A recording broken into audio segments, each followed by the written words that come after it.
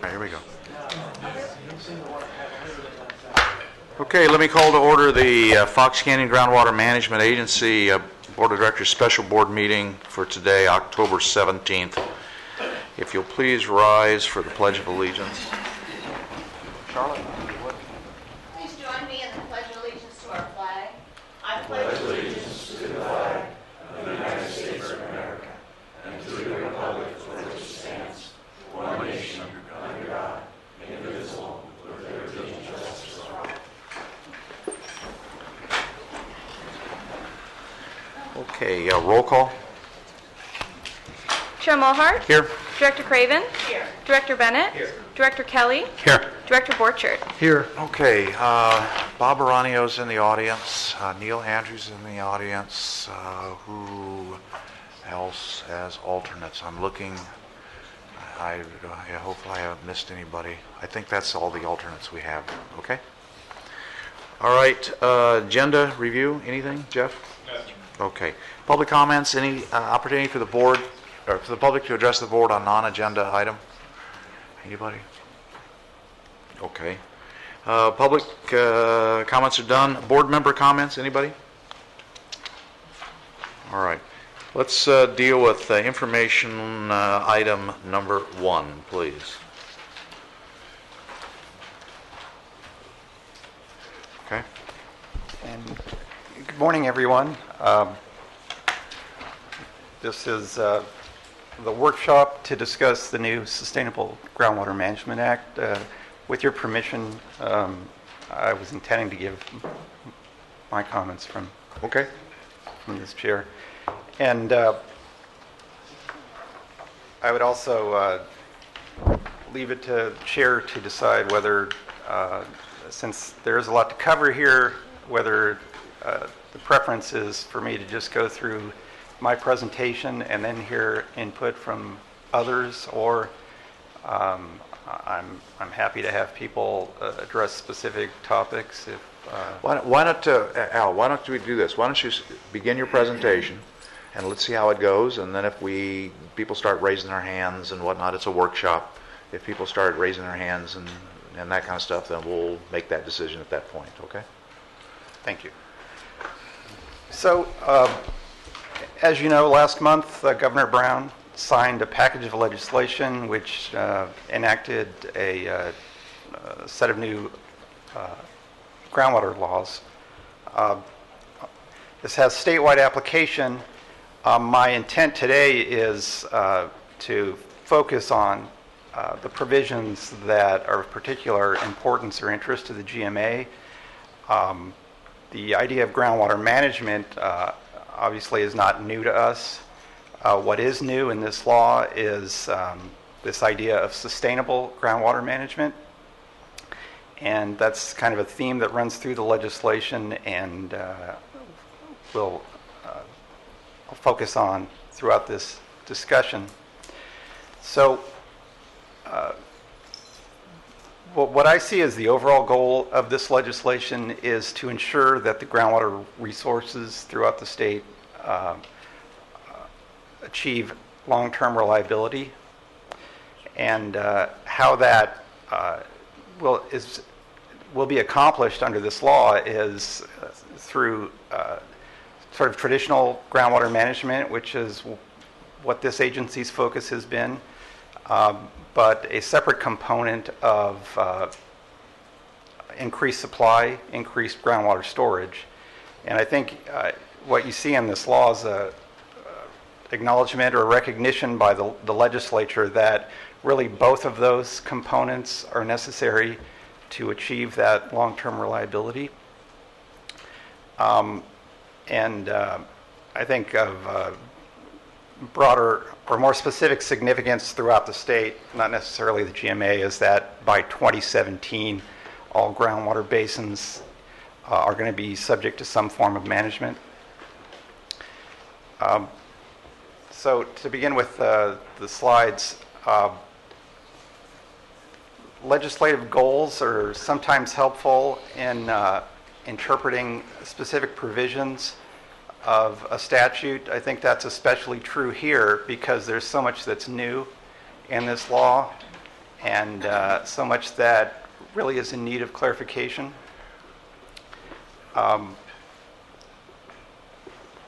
One of the main goals of this is that groundwater resources will be managed on a local level. There is this newly created entity, which is known as a Groundwater Sustainability Agency, that will have primary responsibility for sustainably managing groundwater. What you see in this legislation is that the state intends to establish minimum standards for groundwater management.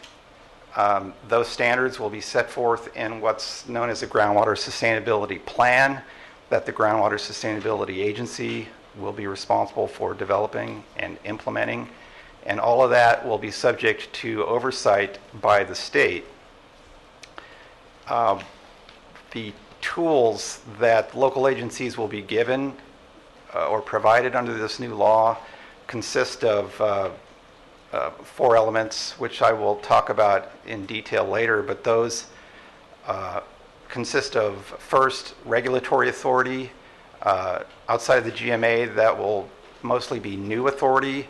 For the GMA, my view is that new law provides us with broader authority. Second, and what will be completely new to the GMA, is that this new law allows for the agency to act as a replenishment district, to acquire sources of water, to store those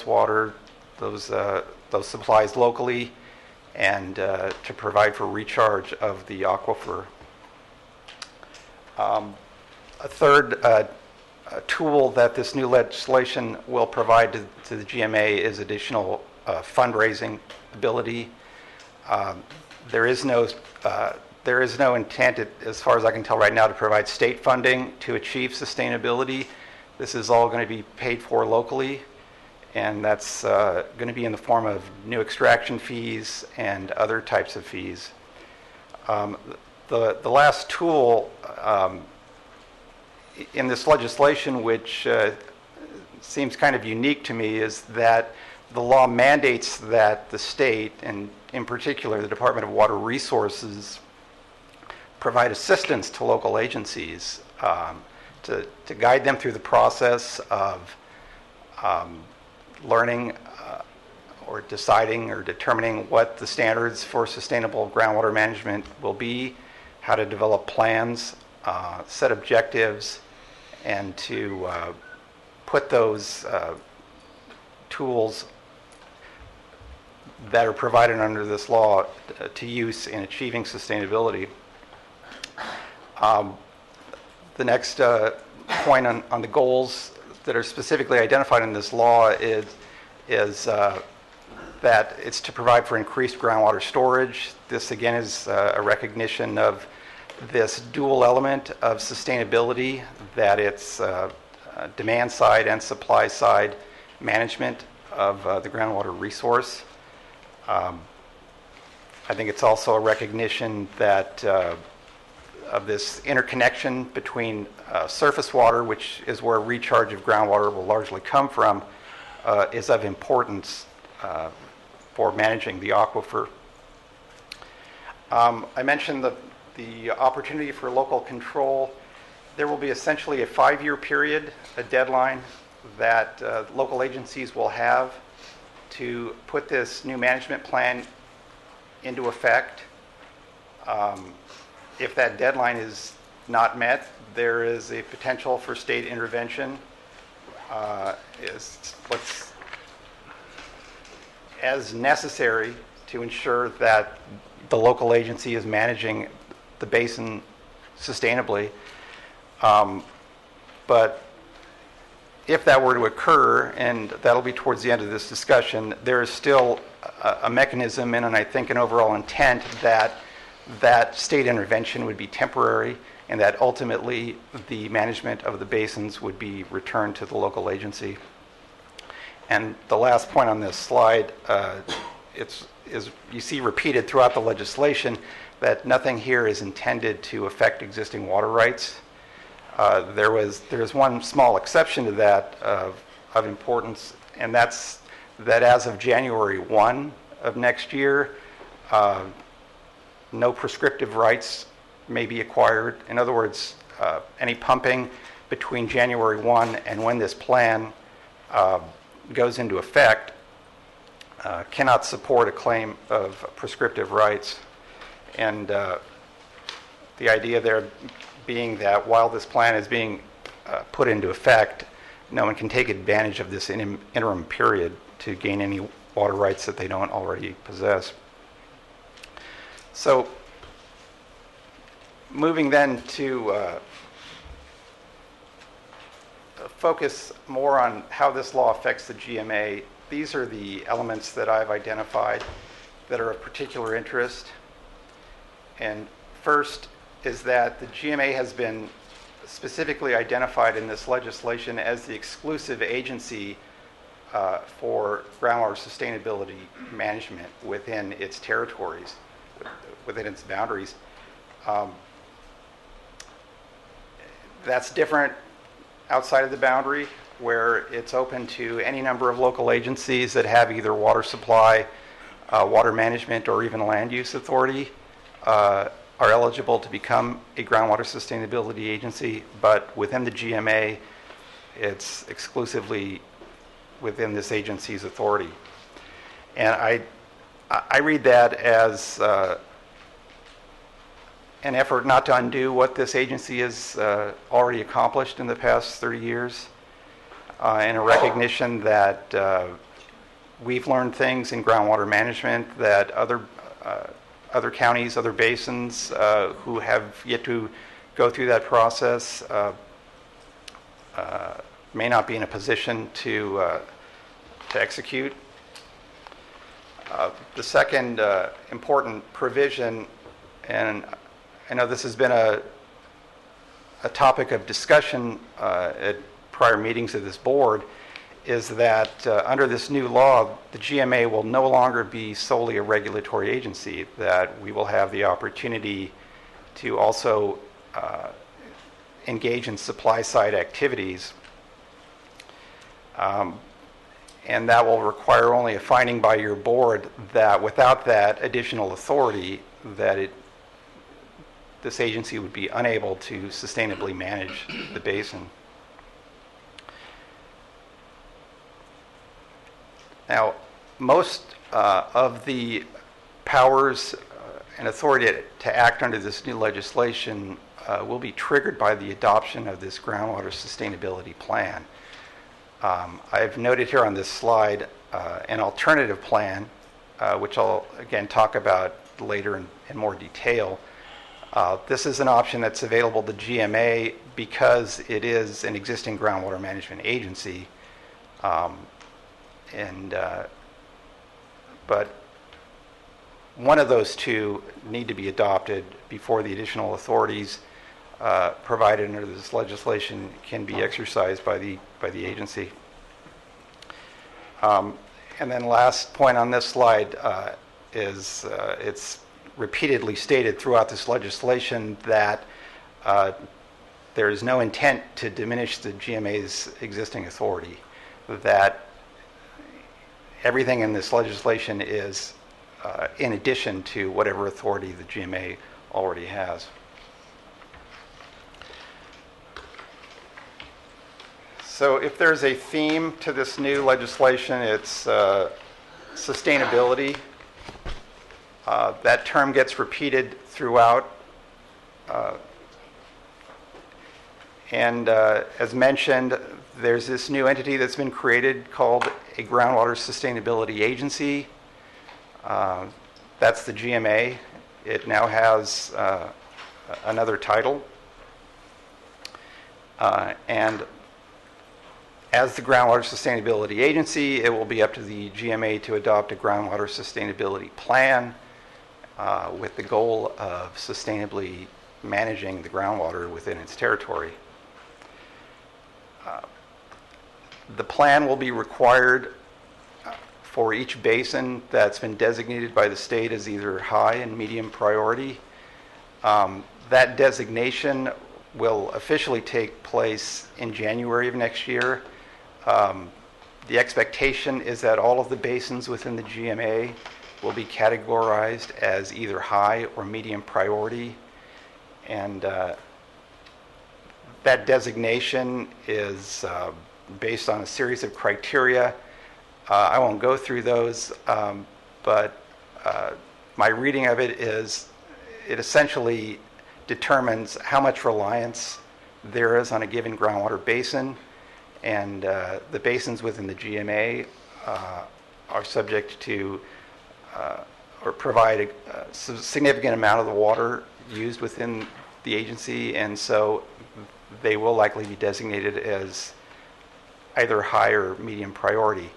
Now, in addition to requiring a plan be adopted for those basins, that designation will also determine the timing of when the plan needs to be put in place. I had mentioned the 5-year period, and that would apply if these designations are given as currently anticipated.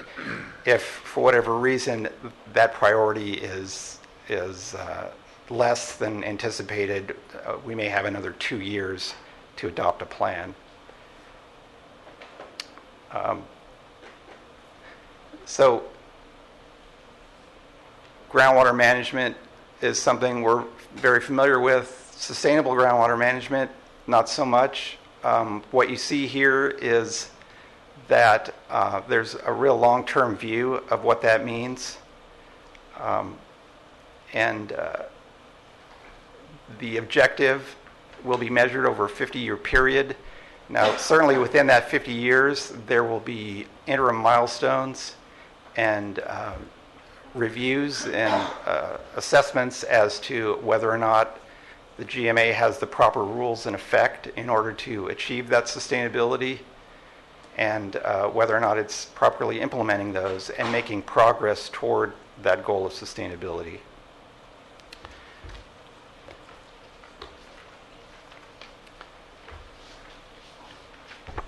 So a key term related to this idea of sustainability is sustainable yield.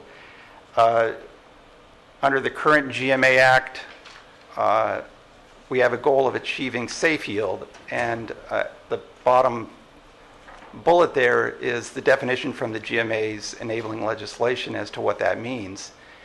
And there's been discussion at various meetings of this board as to what it really means. There's certainly a lot of room for interpretation, but the difference I see between safe yield and sustainable yield as defined under the new law is there will be a qualitative aspect of it and not just quantitative. In other words, for example, currently based on the GMA's most recent management plan, we've targeted safe yield of the basin as 100,000 acre feet per year. Now that's a quantitative assessment, but under this new law, there's this qualitative determination of whether or not exceeding that limit will result in undesirable results. And that's also a defined term, which I'll talk about in a moment. And you also see here, in contrast to safe yield, sustainable yield will be determined over a longer period, reflective of long-term conditions. So what are undesirable results? Under the law, it's defined as any one of these, either chronic lowering of groundwater levels or significant and unreasonable reduction of storage or increased seawater intrusion, degraded water quality, subsidence, or adverse impacts on surface water that's connected with the groundwater basins.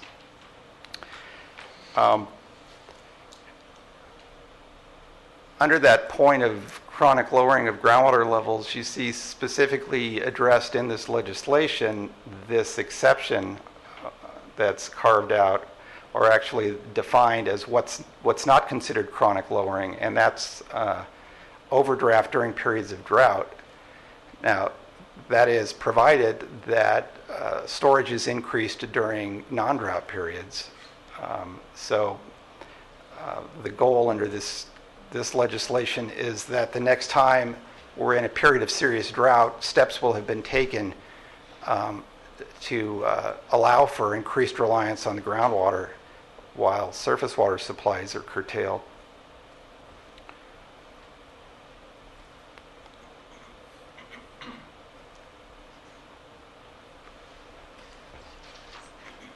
So what are the more specifically, these tools that I mentioned earlier under the legislative goals that the GMA will be provided in order to sustainably manage the basins? They fall into what I see as four main categories. Regulation of extractions, again, that's an existing authority that the GMA has. The new authority will be replenishment, to increase the supply and storage of groundwater within the agency. This legislation provides for the imposition of new fees, both on the extraction of groundwater, and it allows for the agency to levy other types of fees. And finally, Chairman Maher, can I Yeah. interrupt there? Sure. I do have one question on the fees. I have some other questions too, but this one's so specific. I noted in the legislation as I was reading it that it has a maximum penalty of $500 per acre foot. Is that separate from a fee or surcharge? I mean, right now, the GMA has fines that are higher than that. Does this now change what the GMA can do in terms of? my reading of that is that's in addition to the existing surcharge for exceeding the allocation. Okay. And So we can have a surcharge and we can have then a penalty if you. right. Okay. And the last point, on enforcement, there are a few new enforcement tools that the GMA can utilize under this new law that it doesn't already possess. So going through those various tools, the first one, the new regulatory authority, as mentioned, most of these are already being used by the GMA. These include well registration, metering, reporting requirements, and importantly, allocations.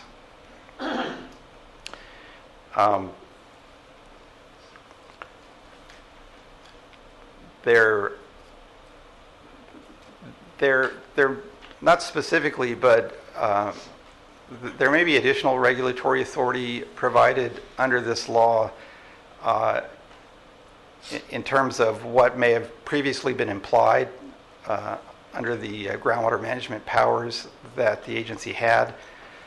For example, one provision says that the agency may adopt rules and regulations for the purpose of carrying out the goal of achieving sustainability. Now, that's going to be something that the agency didn't previously have in terms of regulatory authority, and will require further analysis to define exactly what that means. Inspection authority, the agency recently obtained legislative authority to inspect wells. This law is broader than that. It provides for inspection of property, not just limited to wells. And then another new regulatory authority is that use of surface water for underground storage must be reported to the GMA for purposes of monitoring supply and groundwater levels and storage, and again recognizing that interconnection between surface water and groundwater.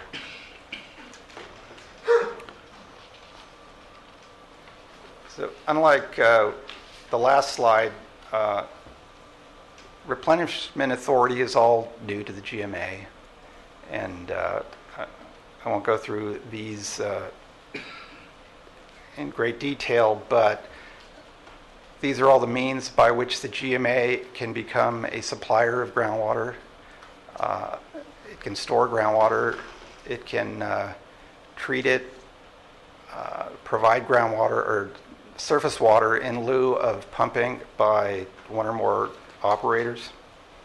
And that last point there, there's even a possibility that the GMA could go into the retail water service business. That would require consent of whichever agency is currently providing water service, but I included here just to illustrate the broad powers that this new law would provide the GMA on the supply side. New fees, as you know, currently we are capped at $6 an acre foot on extractions as our sole primary source of revenue for the agency. This new law removes that cap, and importantly, I think this is one of the new powers under this law that does not require adoption of a sustainability plan. In other words, beginning January 1, these new fees could be adopted and go in place. They can only be used on the management or regulatory side, however. They couldn't be used to fund the replenishment activities that were listed on the last slide.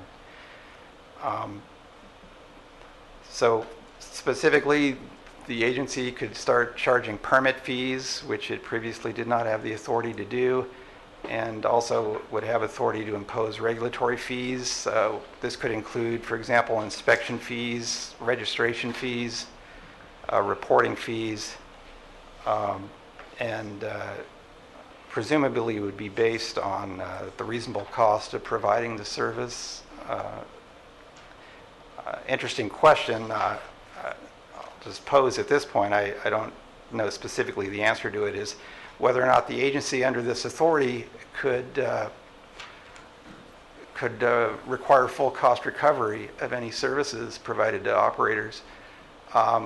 We've had discussion at different meetings about the amount of staff time that's being devoted to address what, in the broad scheme of things, may not be particularly important issues, but they're eating up a lot of staff time. So that could be an important way to control that level of effort.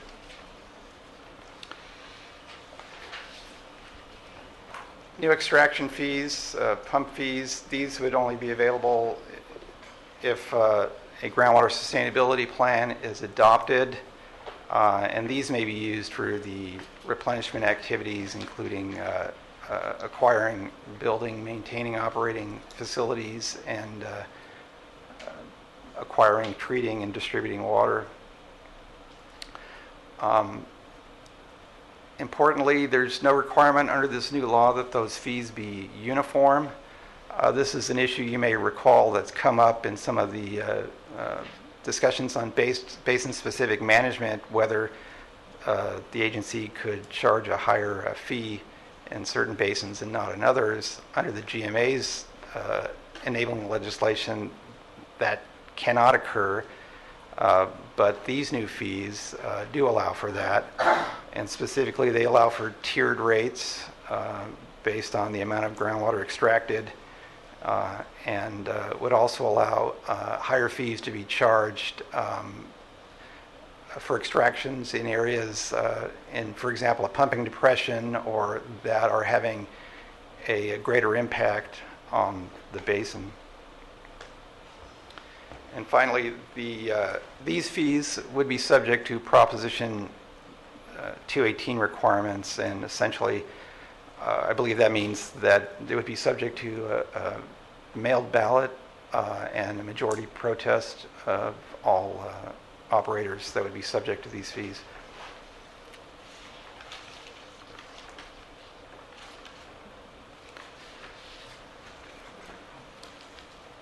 So what is the process for becoming a groundwater sustainability agency? As noted, the GMA is in a unique position because it has been deemed under this new legislation to be the exclusive agency within its territory. And by virtue of that, it has this option of submitting an alternative to the groundwater sustainability plan to the state in order to exercise its authority as a sustainability agency. Otherwise, there would be the procedural requirement of holding a public hearing and adopting a resolution. And if that were to occur, that could take place as early as January of next year. Following that, the GMA is required to notify the Department of Water Resources of its intention to become the groundwater sustainability agency. And within the agency's boundaries, that determination will go into effect immediately under the specific terms of the new law. On that last point, it's a bit of a different situation outside the GMA boundaries, and the reason that's an issue, and I'll go ahead and move to the next slide, which illustrates that, is you can see from this map that the GMA's boundaries do not exactly correspond with the basin boundaries. Now, these basin boundaries have been identified by the Department of Water Resources, and as you can see from this, I believe that to one extent or another, all of the basins within the GMA extend beyond its boundaries. So for those portions of those basins, the GMA would again have the option of going through the procedural steps of holding a public hearing and determining that it elects to become the sustainability agency for those portions of the basin, and then notify the state. The difference would be that there would be this 90-day period where any other local agency overlying those basins or those portions of the basins could also decide that they wish to be the sustainability agency for that portion of the basin.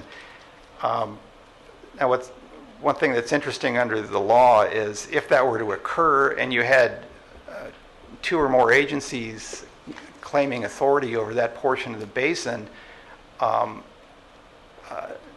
what the law requires is not that there be any selection by the state, for example, but that these agencies then get together and agree between or among themselves how that portion of the basin will be managed, and that agreement will need to be formalized, and the agreement itself will be subject to review and evaluation by the state, with the idea that I suppose that there won't be any gaps in the management, that if two agencies are cooperating, that assurances are in place that one or both of them are actually actively managing that portion of the basin and not looking to the other and having that basin, so to speak, fall through the cracks.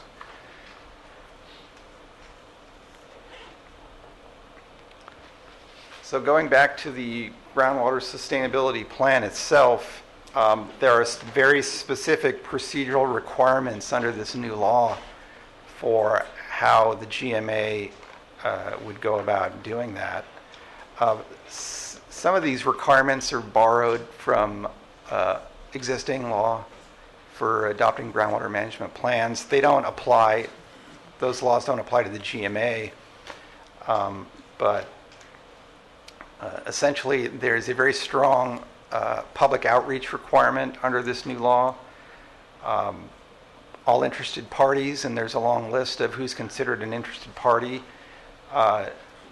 would have to be given notice of the GMA's intent to adopt a plan, and provided instructions on how these parties can participate in the development and the implementation of those plans. The law requires that the agency encourage participation by diverse elements. These include social, cultural, and economic elements within the basin. And that is prior to and during implementation of the groundwater sustainability plan. So there may be this ongoing obligation that those parties be or participate in the whole sustainable groundwater management process. As mentioned, all interests need to be considered. I mentioned there's a long list of them. I'll just mention a few of them here. Agricultural, M&I, cities, planning agencies, environmental concerns, and disadvantaged communities. So the intent there, I think, is to include everybody who's relying to one extent or another on the groundwater basin. The law allows the GMA to appoint an advisory committee for purposes of preparing the groundwater sustainability plan and for implementation. Membership on that committee would be drawn from those same interests that I listed above. As far as the specific procedural requirements for plan adoption, it would be a public hearing, which would follow a 90-day comment and consultation period. This would be specific to the county, and any cities within the GMA would be given an opportunity to file comments on the plan, and if requested, the agency would be required to consult with those entities before the hearing. Now, once the plan is adopted, it would be subject to periodic review. That term is not specifically identified in this section of the new law, but I believe it means it would be a 5-year review would be required. And finally, the groundwater sustainability plan adoption would be exempt from CEQA, but the law says that exemption would not apply to any projects that are undertaken or approved to implement any of the measures within the plan itself.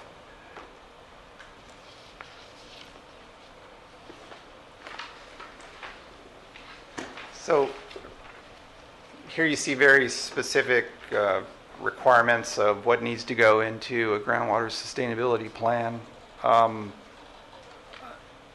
Several of these, and I'm not going to go through them, but several of these are not new to the GMA.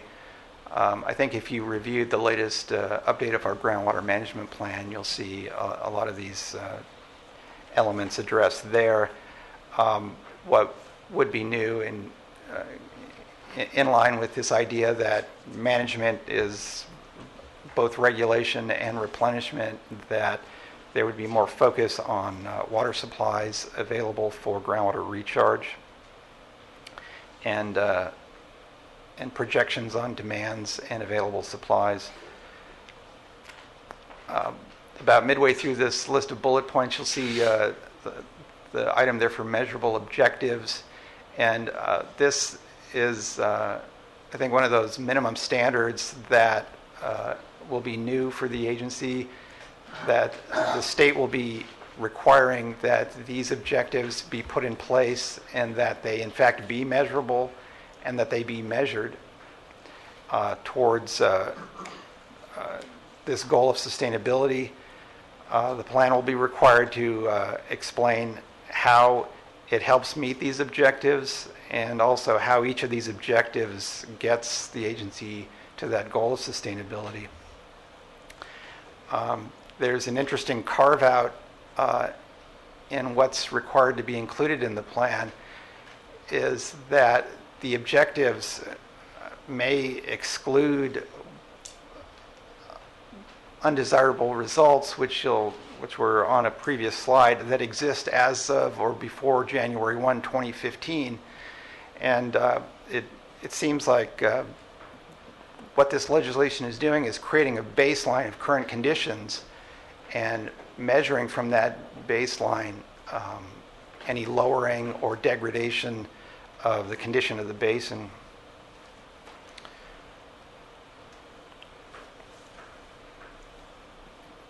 The 5-year milestones I mentioned,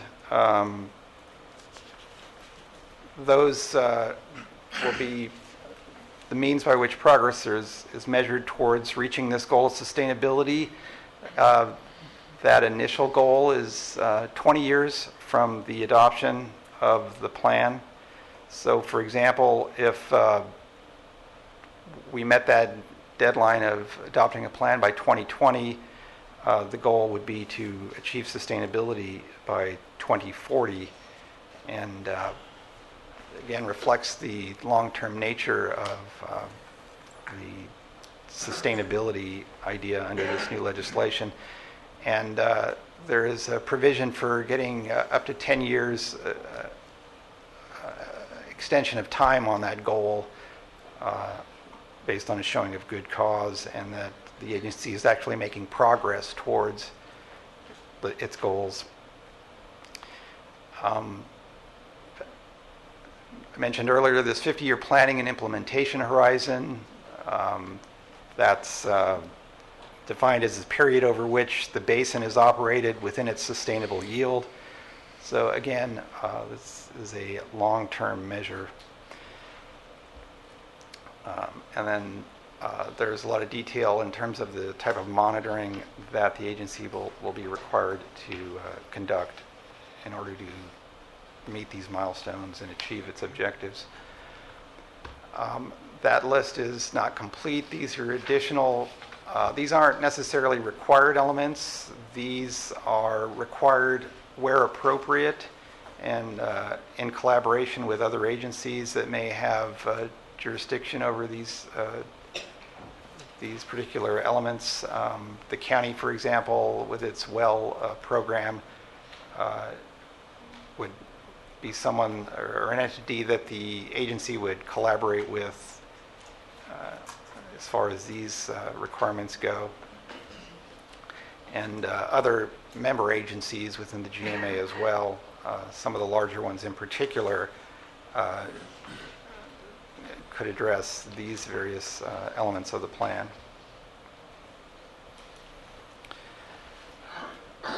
So once the plan is adopted, there is an annual reporting requirement each April 1st.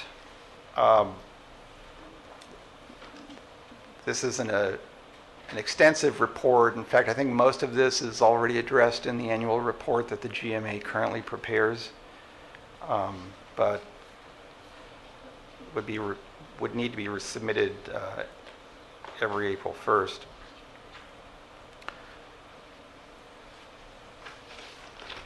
So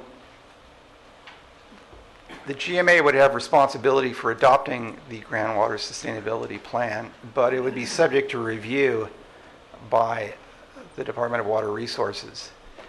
In fact, the law requires that upon adoption, the plan be submitted to the Department of Water Resources. They will have up to 2 years to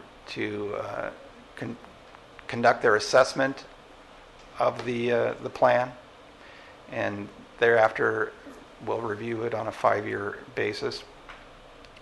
And they'll be looking at two main things, and the first is whether the plan itself is adequate.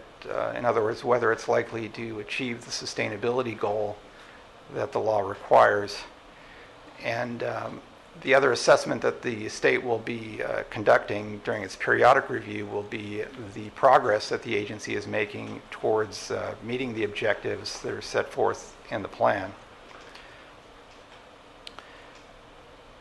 Now, this assessment that will take place is going to be based on regulations that the state has yet to adopt.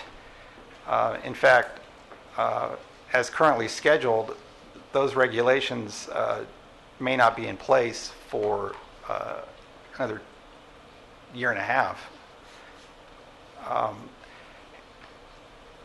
And one question that raises is whether the GMA, in adopting a groundwater sustainability plan, could proceed with that process before these regulations are in place. And my reading of it is that, yes, it may. In the absence of those regulations, there's certainly increased risk that requirements that the state adopts subsequently have not been addressed or adequately addressed in the plan.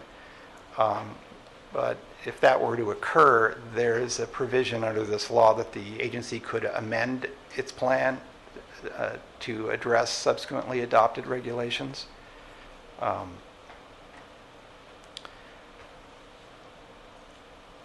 Now, the assessment by the Department of Water Resources is not just a pass-fail. The idea, which goes back to this point about the state being of assistance to local agencies, is that the result of the assessment may be specific recommendations by the state as to amendments or corrections that need to be made to the sustainability plan, or even the way that the agency is implementing it.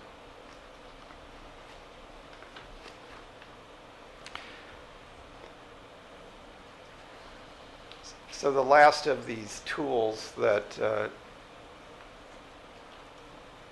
GMA will be provided under this new law, and these go to collection of fees. The first one is an authority that exists for other water agencies already, but not currently for the GMA, but will as of January 1, is that in addition to civil penalties and late charges, we could actually order an operator to cease use of a well if fees are not paid.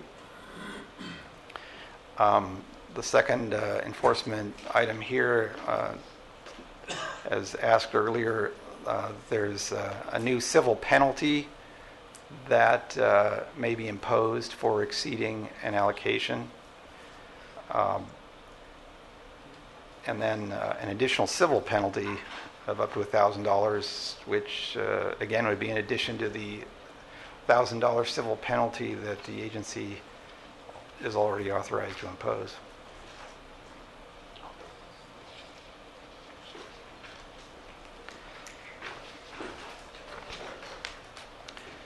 So I had mentioned this idea that the state will be a resource to the GMA in putting together its plan and implementing its plan. And this is what I view as a legislative promise that these resources will be available. It remains to be seen how effective this will be, but these are the this is what we know at this point. As I mentioned, the department will develop regulations for assessing groundwater sustainability plans, but interestingly, the law also provides that those regulations will be of assistance to the GMA. Now, this may be an example of where the GMA differs from other agencies that don't have extensive groundwater management experience, but this is the way the statute reads. By 2017, the department is also required to publish best management practices for sustainable groundwater management. And I'm not quite sure at this point how those will differ from the regulations, but those will follow about a year later. The GMA may request technical help from the department. I suppose at any point through the process. Again, it remains to be seen how helpful they will be. But they have been mandated to use their best efforts to provide help to the GMA. But it may be that since this is now statewide legislation, there may be a huge call on their resources. So we'll see how well they staff that.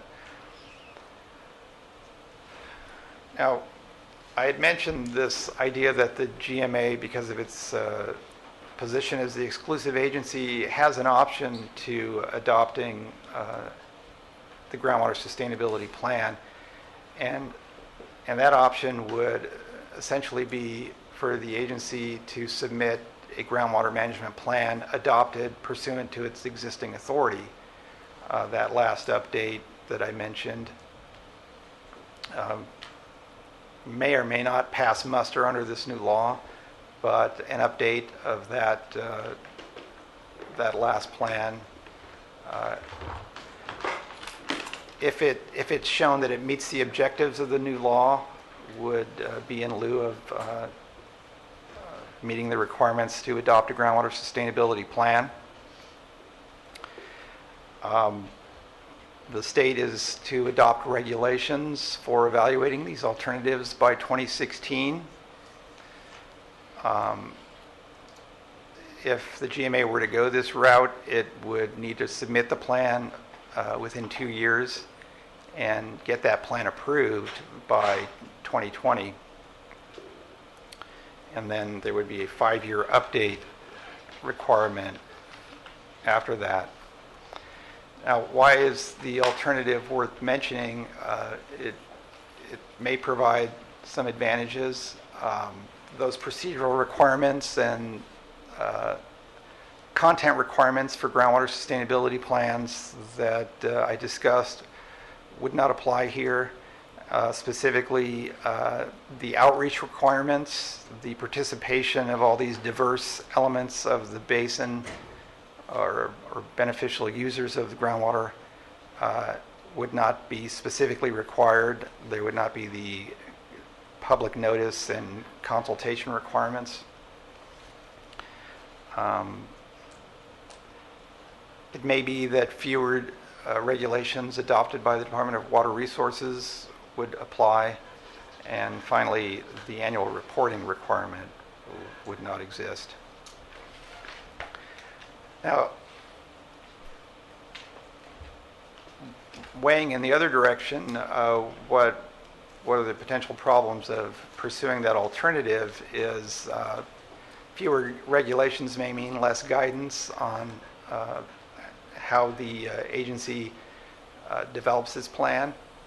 And with that deadline on plan approval, and the regulations, a very narrow window between when the regulations are adopted and when the plan needs to be submitted, may not provide much of an opportunity for the agency to get it right.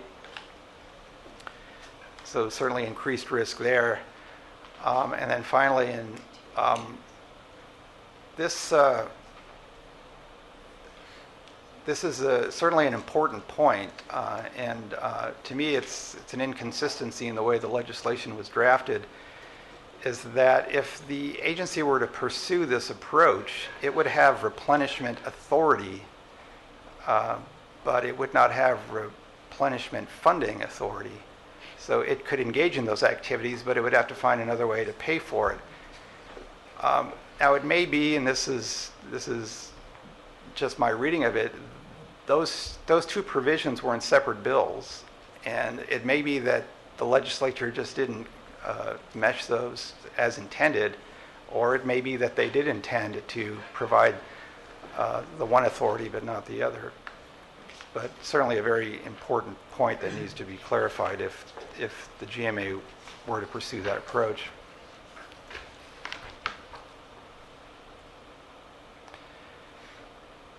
Now, state intervention, I've talked about to some extent already. I'll just go through this briefly. If we reach any of these triggering events, the state would have the option of imposing this probationary basin designation on one or more basins within the agency. And you can see the events here that would trigger that action, which would be no agency formed or plan submitted by 2017, no plan approved by either 2020 or 2022, or adopted, excuse me, or alternative approved, or that the department determines that the plan is inadequate or is not being adequately implemented. These deadlines may be extended in the event that litigation is filed against the GMA, either over its designation as a sustainability agency or in its adoption of its sustainability plan or the alternative.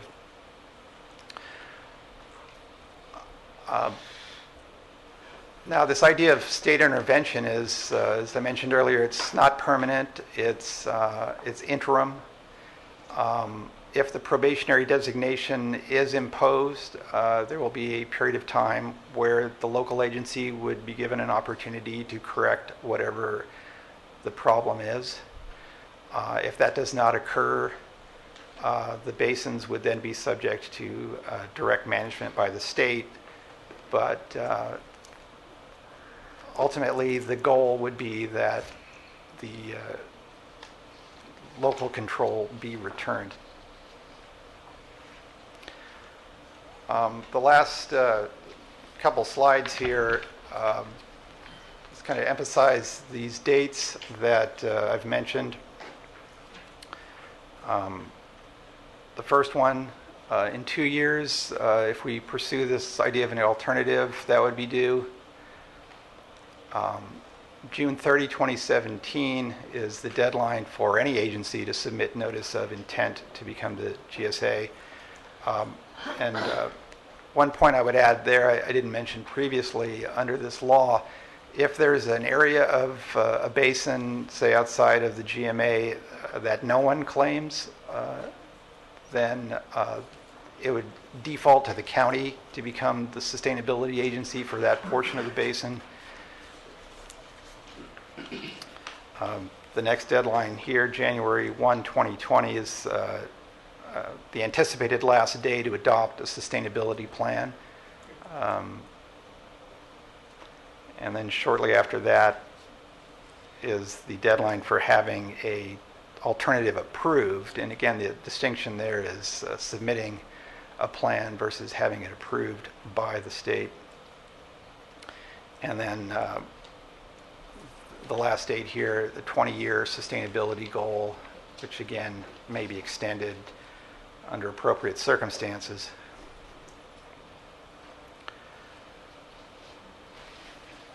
Other important dates, I'd mentioned next January, the state will formally designate the basins within the GMA as either high, medium, or low priority. And the expectation is that they will be either high or medium priority and therefore subject to all of the requirements under this new law. June 1, 2016 is the deadline for the state to adopt regulations for evaluating both sustainability plans and the implementation efforts towards reaching sustainability. At the end of 2016, the state is to publish an estimate of water that's available for replenishment, and that's water that would potentially be available to the GMA for recharge within the basins. And then the final date is January 1, 2017. These are the best management practices that the state will publish for sustainable groundwater management. And the distinction between the best management practices is, unlike the regulations, those are more guidelines than requirements. So, and I think that's it. I'm happy to answer any questions. This is a workshop, and so I think the best way to do this, and because it is a scheduled meeting, we have to use the microphone because we have to get it on a record. For that, I apologize. We don't have microphones throughout the room, but what I'd like to do is open it up for the audience. If they have any questions or comments or whatever, then we'll let the board talk about some things, and then we'll go back and forth to the audience a little bit and see if we can have a discussion. And it's an information item, so I don't see the board taking any action. It's just trying to gather information. So with that, anybody have any comments or questions?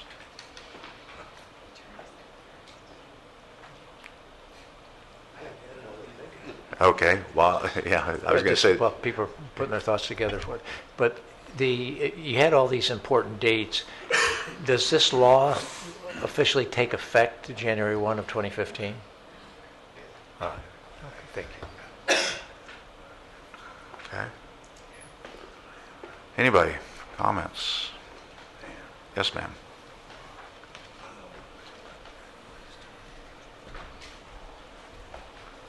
Hi, I'm Katie Brokaw. I don't have a ranch that operates in this area, but I'm interested in the law as an overall factor. So when you mentioned that you think the basins would be characterized as medium or high priority, are you just talking about, are you saying that all the basins throughout the state you think would be characterized that way?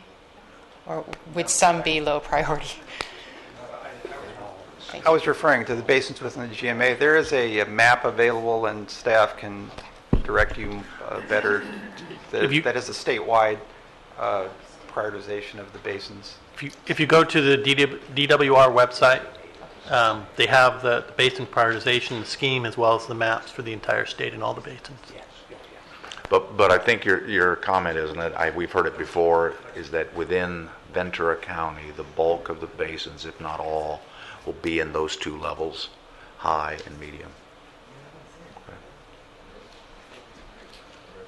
I see Dave Schwabauer has just popped his head in, so let's put him on the list there. Dave, do you have any questions? You've been listening out in the hallway. I know you have. Anybody else? Yes, sir. My name is Jim Estomo. Well, I have a question that wasn't quite clear to me, but you said the law became effective January the 15th. Then the agency could go ahead and form this new agency, but the state isn't going to clarify something for another year and a half that then they could clarify and go against what the agency decided to do. What is it? If the law becomes effective the 15th, January the 1st of the year 2015, what does the state have to clarify or approve that will accommodate whatever the agency is going to do? That was very confusing to me. It was almost kind of like the agency could go ahead and do a bunch of things, and then some advocacy groups could do some things before the state clarified anything, and they could re-clarify a lot of things that would adversely affect whatever this agency did. Did I state that? I think so, and it is confusing. The way I understand it is this 5-year period that will begin on January 1 will be the time within which the GMA or another local agency is required to submit this plan to the state. Now, within that 5 years, you could start on January 1 of next year or the following year or any year over the next 5. The issue that I was addressing in my earlier comments was because the state is not required to issue regulations that will be used to evaluate these plans until either 2016 or 2016, excuse me. would it make sense for the agency to start the process before then, or should it wait to see what those regulations say and have the certainty of knowing these are all of the requirements for adopting the plan, and then at that point start the process of developing the plan? So the point I tried to make earlier is I think there is no requirement that this or any other agency wait until those regulations are published, and maybe they'll be published sooner than this deadline. But that certainty of having them in place before you start writing your plan would certainly be of benefit. So in other words, the law becomes effective 2015, January 1st, but clarifying regulations may take a year and a half to come out. Is that basically what we're saying? Right, and I think that's in line with this idea that this is a long-term process that's been put in place. That process will start January 1st of next year, but it will take years to fully implement. So would it behoove the agency to wait until those regulations came out? Because you had the word may in there. Sounded like an employment act for a bunch of attorneys there. Mr. Chairman, if I could, for Mr. Stoma, I might point out that the recent fracking regulations followed the same pattern. They established some rules, but they said they need some time to develop even more specific rules. And as long as the specific rules, the specific rules are going to be consistent with the major rules that are out there. So this is a common pattern for the state in terms of what they could do. They put in the legislation, but they said, hey, we need some time to get specific about some of the elements of the plan. So they did the same thing with the fracking regulations. All right, thank you. The other thing I don't know, because I wasn't in Sacramento when they drew this thing up, but I would assume that if you go through the state, there are more areas within the state that don't have any regulatory oversight.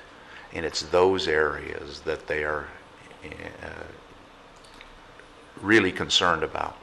That's why I think in this particular, the way they drafted the ordinance, I think there was 26 specific agencies within the state that they've de facto declared as the GSA for that area, because they already have a history.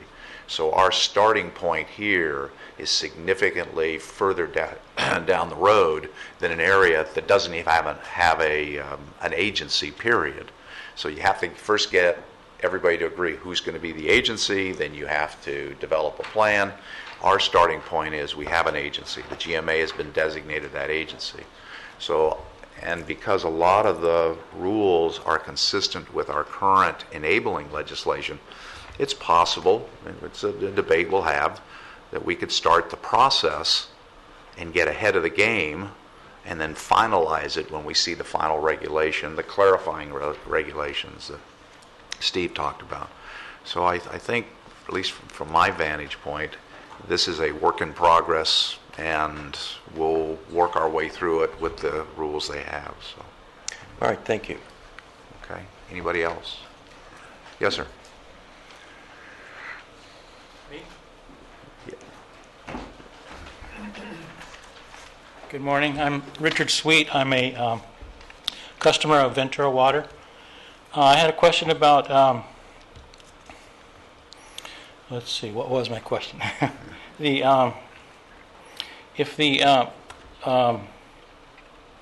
would the groundwater sustainability agencies be defined, say for the Santa Clara River aquifers? What process might our existing organizations go through to determine that who will be the agency? Well, it would be a decision by whatever local agency wished to exercise that new authority, and the law is very broad in terms of what type of agency would be eligible for that. Any public agency that has water supply, water management, or land use responsibilities may elect to become the sustainability agency for that basin that it overlies. So that could be a city, it could be the county, it could be a water district, or any other number of public agencies, provided they meet those very broad criteria. So might the Public Works Agency have any suggestions on how the process might proceed? For example, through the Integrated Regional Water Management Committees? Could that discussion take place? No. Oops. Censored.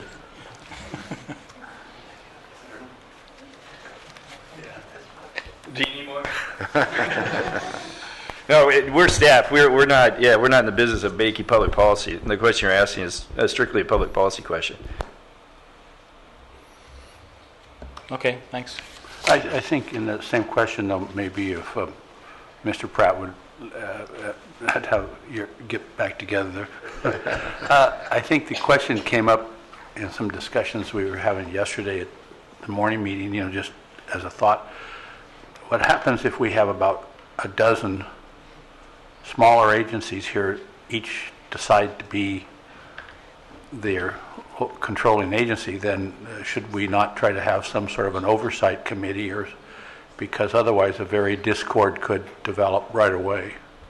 And if you look at the boundary of our agency, I think you can see some overlapping possibilities already. And so what ideas or thoughts, or have you even had the thought about that? Thank you. Only in a very general way. And what you're describing are two fence posts that are out there that everyone's going to have to operate between, I would assume. One has been referred to as the Balkans. Everybody's in it for themselves, and it's kind of the conflict you describe. And it likely would slow things down, and it may make things impossible to accomplish and require state intervention. There's a lot of, and then the other end is where there's some oversight with single controlling authority, which in this county has never been a sort of a tasteful option. But the advantage is faster decisions, more uniformly applied. But other than that, it's just been just sort of a conversation in the community and sort of with staff members and anybody who's interested in listening to esoteric public policy discussions, but nothing concrete. We have been approached by someone who suggested that we take a stronger role and express our opinions. And we suggested to that entity that they needed to bring that to your board and to other boards who have authority in that area and let them discuss the matter at that level. That really it wasn't, while it's an appropriate staff discussion from a technical perspective, trying to figure the public policy out, we just don't have the depth or the breadth or the connections or the larger picture that you all carry and as board members. Okay. Yes, sir.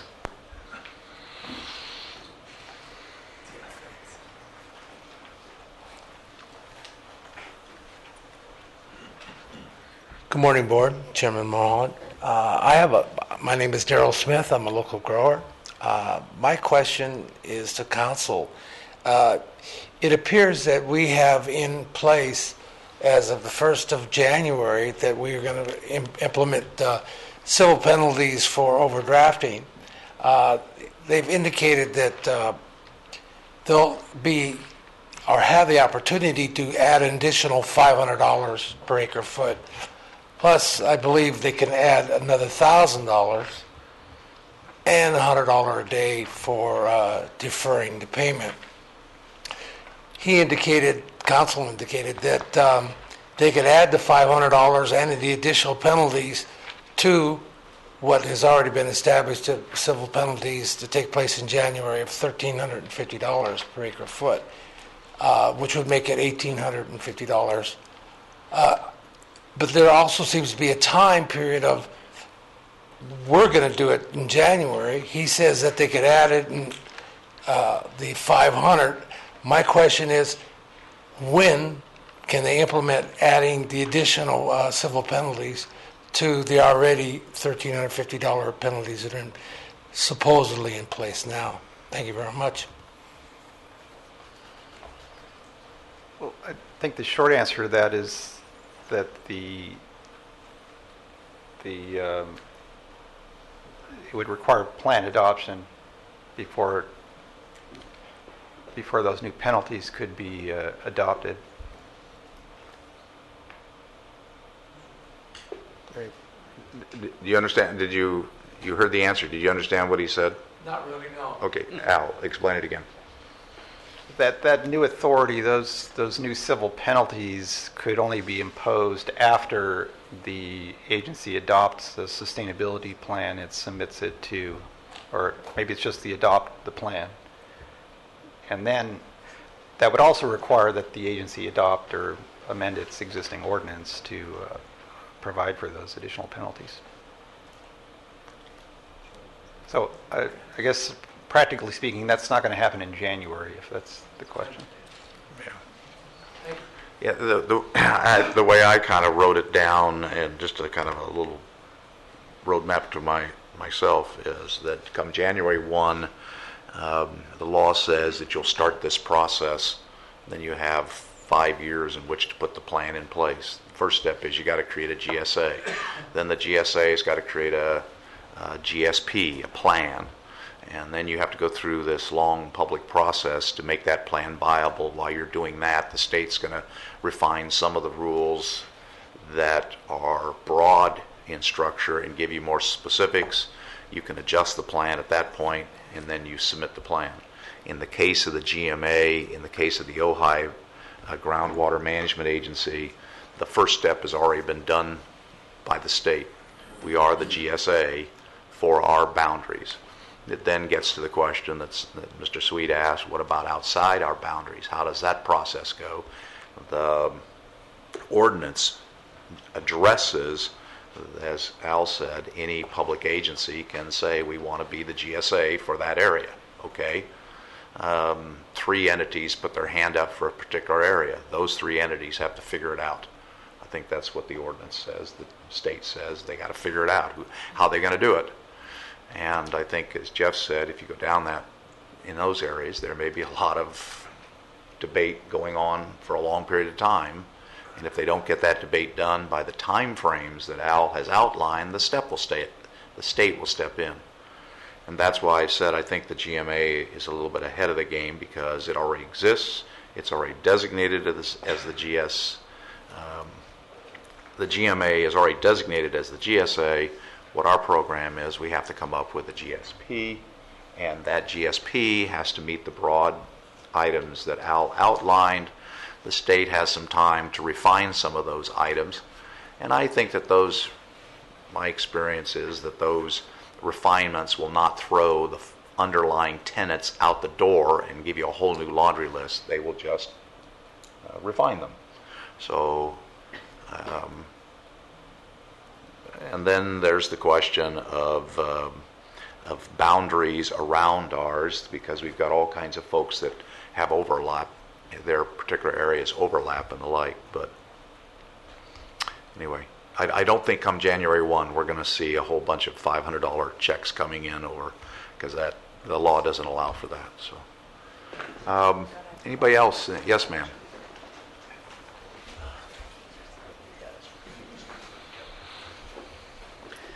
Jeanette will tell you everything I think about this too, I'm sure. Well, Steve, we have a lot of differences on this one, I'm afraid. Janelle Lombardo, California Food and Agribusiness Advocates. I think one of the things that might be helpful to a lot of folks is the sustainability groundwater management. In part is implementation of the California Water Action Plan. And a lot of folks that I've talked to aren't aware of this particular document. So it might be helpful if that's made available as we move through this process for people to understand why this came into being. The second thing I wanted to bring up is, Al, I'm not a lawyer, not yet, I'm working on that. We're going to have a lot of fun in the future. But I wanted to, I've read this thing cover to cover that was in the full packet.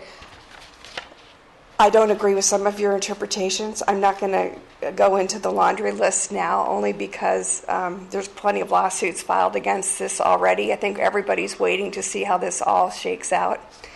But what I want to know is, you had indicated in a broad increase in the inspection rights as far as looking at the property. I did not see that in here, and that is one of the points I would like for you to point out to me of where it's at.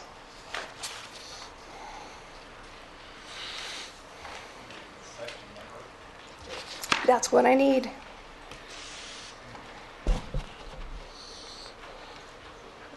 Section 10725.4, subdivision C. Okay, great. Look forward to comments from that later. The other thing I wanted to talk to you about is the money. This bill imposes a state-mandated local program. Excuse me, I'm over 50. The glasses have to go on. The California Constitution requires that the state to reimburse local agencies and school districts for certain costs mandated by the state. This workshop information goes on to say that this bill would provide that with regards to certain mandates, no reimbursement is required by this act for a specified reason. It never states what that specified reason is. So I'm concerned about this in regards, of course, to all the fees and the increase in possible pump charges in the implementation of this plan. So I'd like to know what actually the state's paying for and what it's not. I'm not certain, but to my knowledge, the state is not providing any funding for this. Okay, well, that's something we need to Could I get just- more. Go ahead. It's their usual practice to put that in if you have the ability to collect fees. If you have the ability to collect fees for something, then they say you're already getting the money and they're not going to pay you for it. And that's in the vast majority of the things that they hand down to cities, at least. Oh, you would know, Charlotte.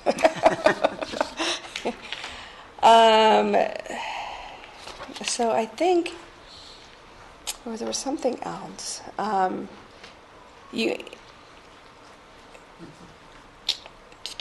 We can bring that up later. This, the only thing I can say, Steve, I know you say that this is par for the course on how legislation is written. I don't think it's good public policy, whether on fracking or on this. The details should be worked out before it's because all that happens is these lawsuits, and it's going to go on for years and years, and we're stuck starting, like the last gentleman was up here before, we're stuck starting to implement this in January 1st, and we may have to redo everything that we do because it's going to change 18 months from now. And what's very frustrating for me is, I've said it before, and I imagine I'm not the only one in this room who believes this. A lot of this legislation is based upon climate change. And when you have the scientists in this country not agreeing on that, and 50% of the population not agreeing on that, it's a little frightening to see that. So, thank you very much. Okay. Anybody else? Mr. Chairman, if Okay. I would, on the property inspection, when I first read this, it appeared to be that almost verbatim was chosen from the language that was given us before. I don't know whether you think, but it seemed to be a duplicate of what was granted. So I don't see it any more onerous than what we already had. The other thing now, if I could, as I read through all this before, it seemed if we just as a placeholder called ourselves a GSA and adopted our existing regulations and procedures as our GSP, and then we went on down the highway as we've been doing, that would place us already as a functioning unit under the new rules, and then we could adopt. I didn't see anything that said we couldn't upgrade or rewrite or amend or adopt the new rules to comply with the rules that later come out in a year and a half or so. So I didn't get the apprehension that some others have that we're locked in place until the state completes its task. The state might not complete its task for a number of years. And if we didn't really modify, change, improve, or alter our existing rules and procedures, then we would be in no greater violation or danger, I would think, in the future than we are proceeding as we are today. So I would ask Al if you'd please comment on that concept. Jürgen, hold on a second. Yeah. Well, I agree. The GMA certainly could proceed in that direction, but there is this element of uncertainty because of the various deadlines that have been established under the law, that the agency, if it does proceed as of January 1, may be required to undo or redo part of its plan or its rules and regulations in response to or as a result of the state's assessment of that plan.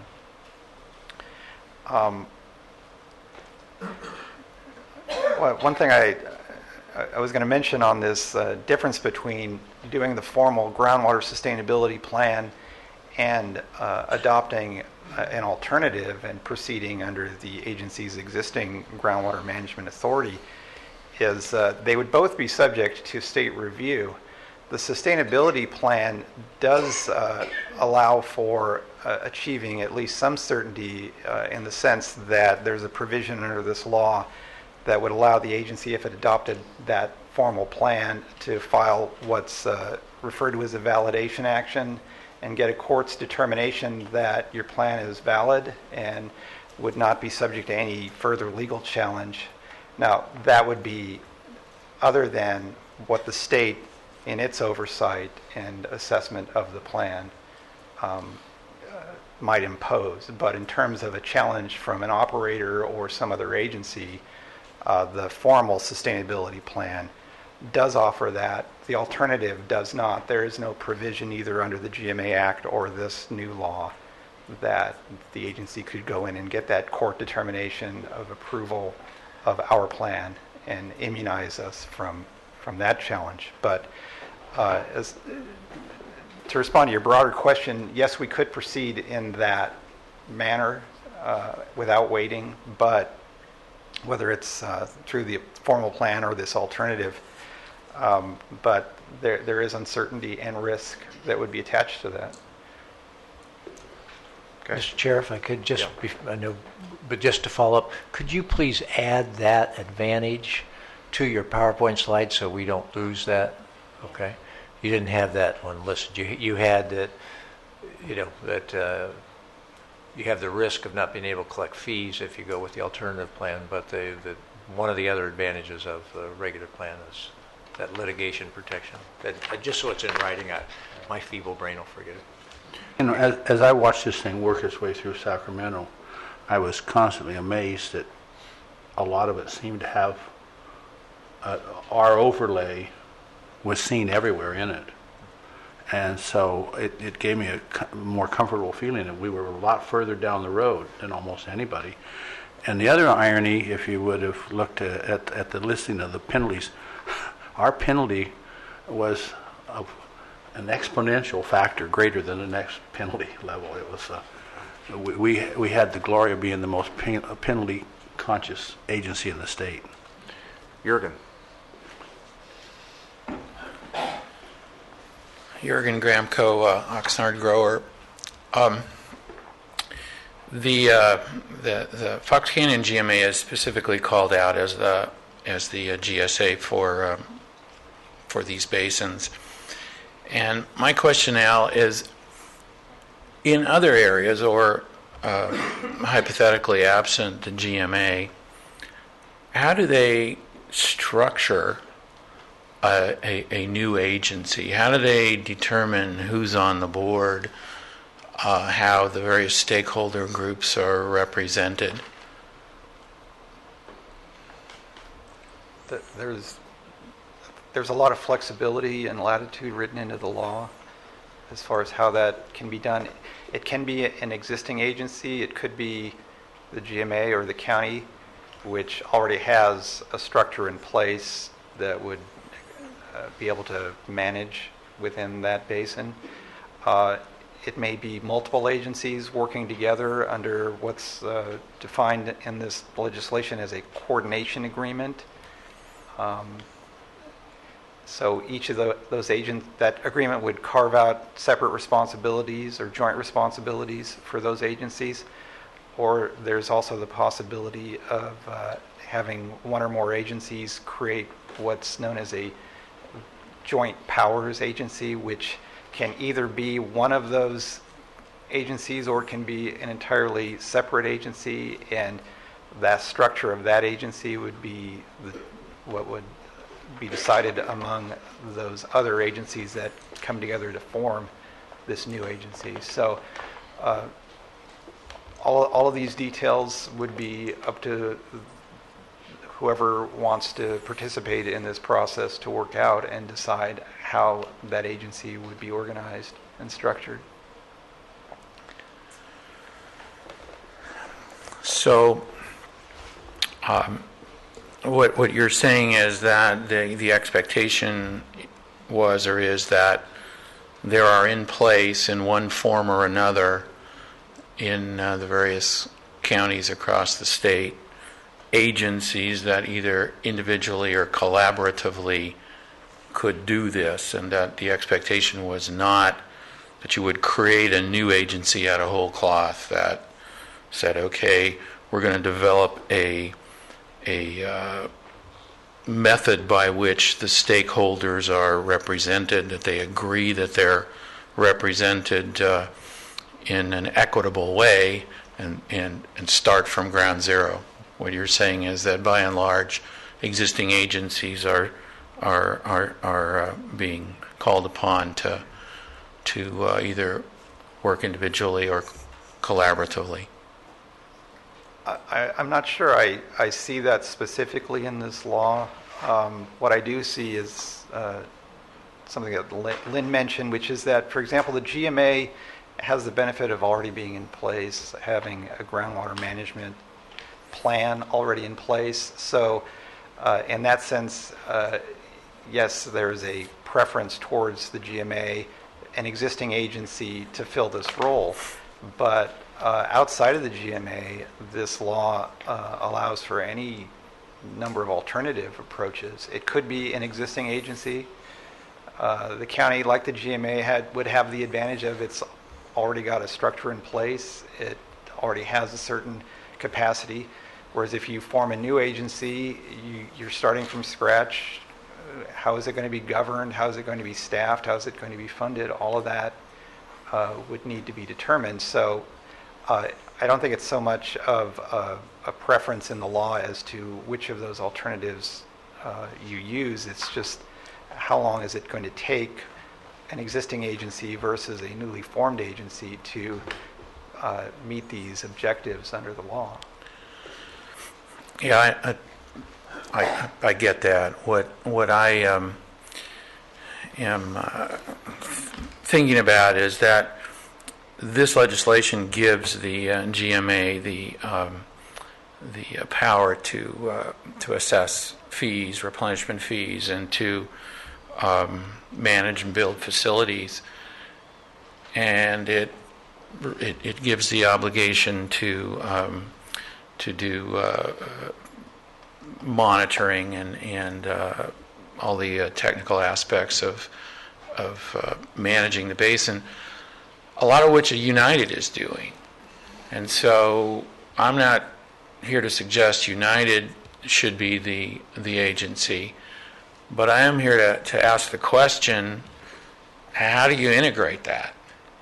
I mean, at this point, I think Supervisor Bennett made a pretty clear statement at the last board meeting that we're going to be the GSA and we're not going to hand that off. Well, okay, but I'd like to understand how it's going to work. So just want to put that out there on the table. Another thing that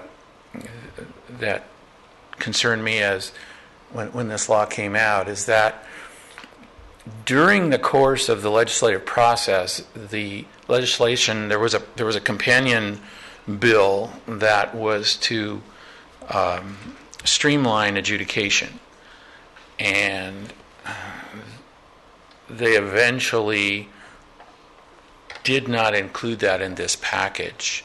And when the governor signed this legislation, his comment was that he was going to put emphasis and priority on getting a streamlined adjudication bill through in this coming legislative session. And the reason I bring that up is that there's all this talk constantly about regulation and safe yield and penalties. And those of us that are in the farming business that are big water users, we need certainty. We need to know what we have. We need to know what we own. And we need to know that at least up to that point, we can manage our future, at least know what our rights are, and from that point on, we're going to understand that we're going to have some substantial costs. So, I mean, I'm still struggling with the concept that we have all these new authorities, and yet, one of the tenets in this law is that the Act does not give you authority to grant water rights. It clearly says you cannot grant water rights. So we're still in this no man's land until there's an adjudication, which is interesting because the Act itself says adjudicated basins are exempt. So tell me why we shouldn't adjudicate. Thank you. With regards to the first question, I guess, and again, I'm just thinking off the top of my head. We'll eventually have a debate on this issue, but in my conversations with effectively the office that wrote this law, and I spoke to Gordon Burns, who's the Undersecretary of EPA. That's who DWR reports to. I think Tony Tremblay chatted with him on some issues. And one of my comments to Gordon is that although the GMA has this broad base of powers, it's not required to use them if there's another alternative. And he goes, yeah, that's, you can use what you need to do to accomplish the long-term objective, and that is sustainability. And so I said, well, it would seem to me that we have in this county a variety of agencies, entities, cities, mutuals, you name it, that have been doing this for a long time. And if they can accomplish their element of the grand sustainability plan, then let's use their skills, their talents, whatever it is. And he goes, yeah, you can do that. There's nothing in the rule that says you have to undo or trump any agency out there that's doing its job. And it's kind of the same thing where it's said that if the local agency, the state said, Gordon said to me, if the local agencies collectively are doing their job, there's no reason for the state to come in and take over and then correct the problem and then give it back to the entities. Well, you can take that down to the next level. If United or PV or the cities or whomever, whatever the entity is doing their job as part of this broader sustainability plan, then let them continue to do their job. So to me, the role of the GSA is to actually be the one that's watching the timelines, pushing the ball down the road, having the meetings, getting the process. And if United says, hey, we think we can build a treatment plant that'll produce X gallons of acre feet of water, here's what the structure should be, within our rules at United, we can accomplish this, but we can't accomplish all of it. What backstop rule do you need that the GMA has the authority to do to make this process work? And I described that to Gordon. He says, absolutely, you could do that. So I think in the answer to your question, Jurgen, is in my mind, is the intent of this to put all the entities that have been working hard over the years to try to accomplish our collective problem out of business? I don't think so. I think that would be foolish. I think they'd be incredibly expensive, and I don't think they would accomplish the goal in the time frame that we want. Is it functional as the state sees it, that every little entity in the state in the county is doing their thing, and it's not coordinated to a specific objective, and that is groundwater sustainability? That's not functional as well, and that's really where the balance is. And within our boundaries, we have the authority to utilize the new set of rules to accomplish what we want collectively to get sustainability. What elements within that context do each of these entities that have been in the county for years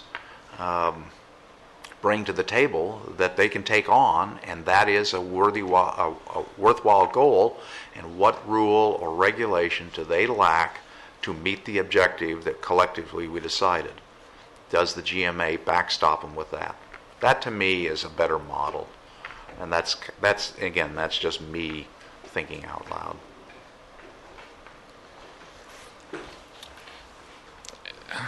That model is fine as long as everyone performs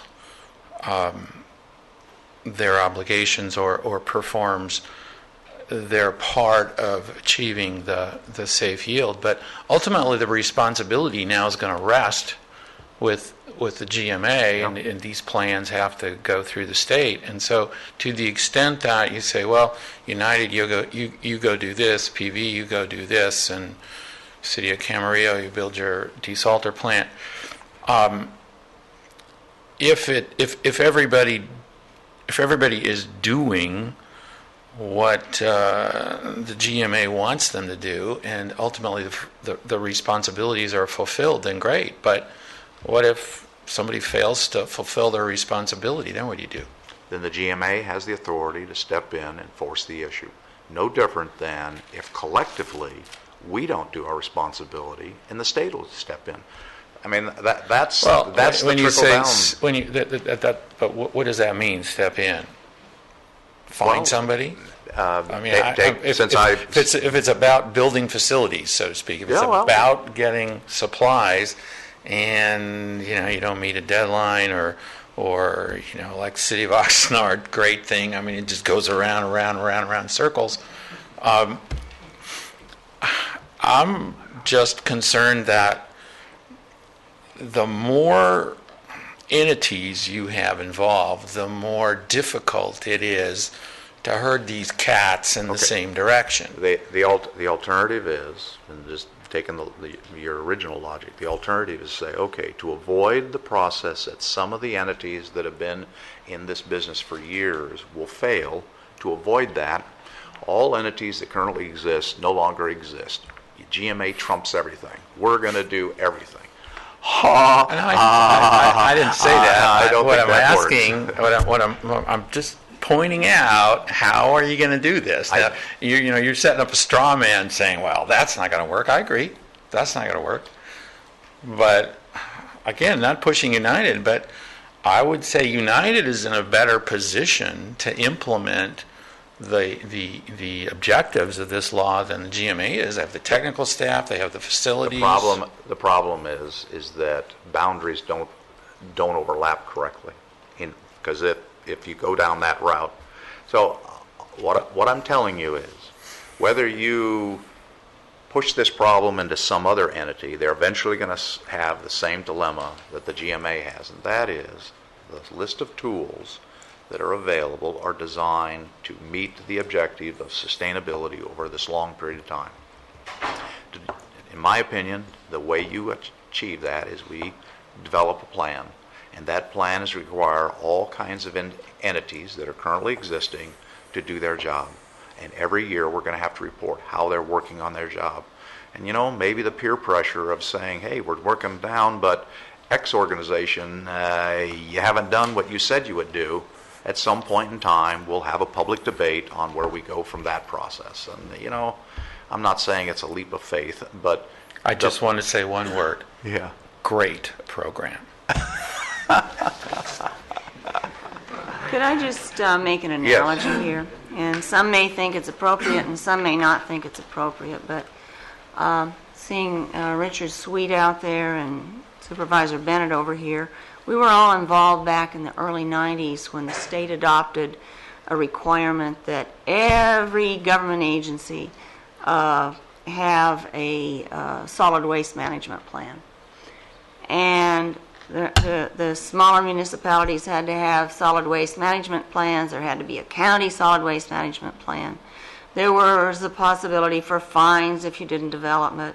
And some entities didn't have the wherewithal to develop those things, and others did. In the end, if I remember correctly, there wasn't a single penalty assessed for agencies that did not. But the state EPA came down. There was a state solid waste division for a while that's been gotten rid of in the meantime. But they came down and they helped those agencies in one way or another develop their plans. And here we are 21 years later, 24 years later, and I think recycling has been successful. So if you follow the analogy and the plan and you get everybody, I mean, we're talking about other parts of the state. What about other parts of the county that aren't under the Fox Canyon GMA? It will take a while. It will have some agencies that there'll be some gaps until those gaps are identified, and then those areas will be included in one of the agencies or not. And I think that when you look at the big picture in 25 years or 40 years or whatever it's supposed to be, that it will have been successful. There's just going to be a lot of questions until we get there. And maybe I won't be around when we get there. I'm using that generically. But this is the first step, and I don't see how it could happen any other way. Okay. Mike.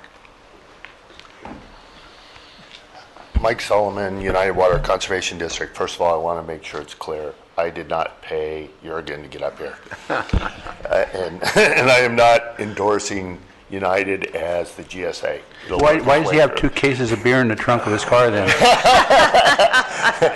just for the for the pain to get over the pain. I'm not endorsing United to do that either. Yeah, we're not. But what I think when I was listening to Jurgen, as I envision it, if United participates and we build like this brackish water plant, the way I see it working for the GSA is we put together this plan, and the GMA and their staff look at it and say, does this plan accomplish part of this goal, and how much does it contribute to our overall sustainability? Or, and Jurgen brought up the GREAT program, and GREAT program can be great if done right. The reason the GREAT program's gone around and around and around is just doing something doesn't mean it contributes to sustainability. The GREAT program has to be done right, and that's why we in the GMA have held up saying, well, if you deliver water here but you pump it here, does it really solve a problem? And that's the way I see the interaction of the different entities. We propose a project, or we work with you and say, here's a project, and you say, that could contribute to this overall goal, but first we got to know what the goal is. This brackish water project we're looking at assumes that we're not going to worry about pushing seawater back. We're going to accept the seawater's into a certain level, and we're going to use the seawater to our benefit. But the end goal is whatever another agency does, you folks and your staff have to say, does that contribute to the sustainability, or does it use a resource that really doesn't solve a problem, just sort of holds things still? That's the way I see it. What does this contribute? And that checks the list. We're now 10% toward our goal of sustainability, 20%, whatever. that's where your staff has to evaluate these projects, maybe with United staff, I don't know. But some technical people have to say, the GMA, as GSA, has set this goal for sustainability. This project does this. Does it move us forward? Does it hold us still? Maybe holding still is good too. There might be cases where holding still is good. But does this project actually put us going in the wrong direction? And then it really can't be included in the plan. That's the way I see this unfolding, especially with United's participation. And I hope that helps a little bit. Okay. Yes, sir. Jared Bouchard, General Manager, Channel Islands Beach. I thank Al for the detailed report. However, and it's not his fault, I think it just opens more questions and it does answer things for us and gives us the opportunity to have the discussion here. And it seems to me we're getting into some things that, we need to have some details on this. I think I've heard the board, one of your considerations is, do you adopt a management plan per the legislation, or do we put in an alternative plan? I think that needs some detail before we can make a decision on it. Painting the GMA area with the broad brush that the state has sent down in the form of this legislation, I don't know that it's the wisest decision. It is or it isn't. I think we need to ask ourselves, what are we going to unravel? We need to wait to see what's there. There's been a lot of great work done here, as you guys have had the discussion up here and mentioned. We were the ones who were sitting there talking about up at the state when they came up with this. We've done a lot of great work in this county, and my concern is if we take what will ultimately be their regulations, it may unravel some of that work. A lot of these little details we've been hearing discussion about today of individual entities and what they've done and what they've invested, is it going to unravel some of that? I have a big concern about us painting things with a broad brush. We did it in some ways with the emergency ordinance, and then I sit here and I hear members of the board and the discussion out here about those of us that have done good things.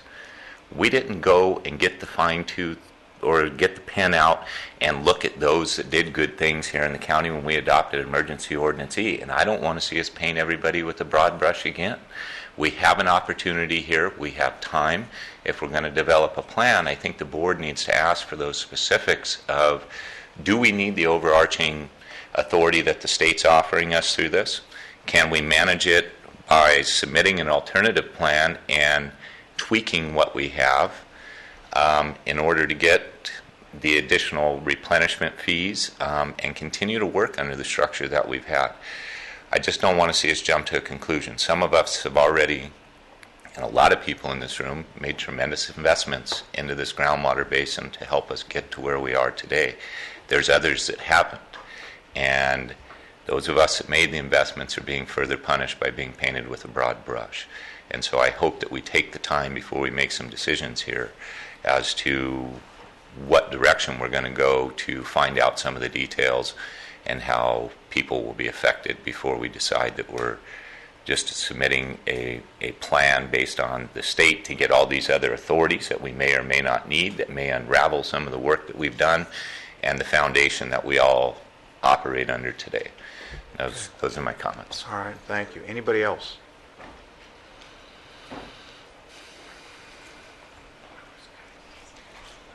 Thank you, Keith Moore, and I've been listening for what's missing in the discussion.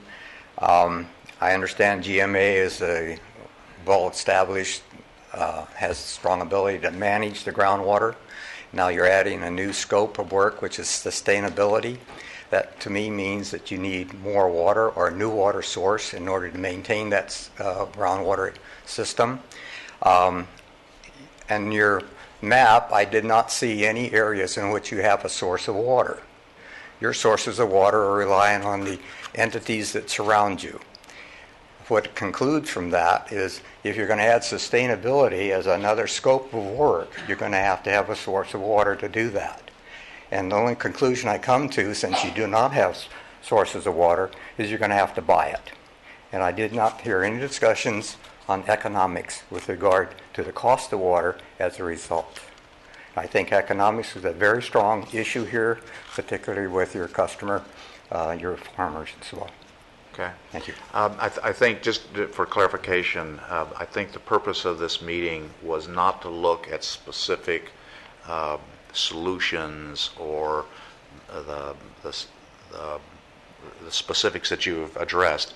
I think the purpose of this meeting was to see if we can understand from council exactly what new entity have we been handed. Where do we have to navigate ourselves going forward?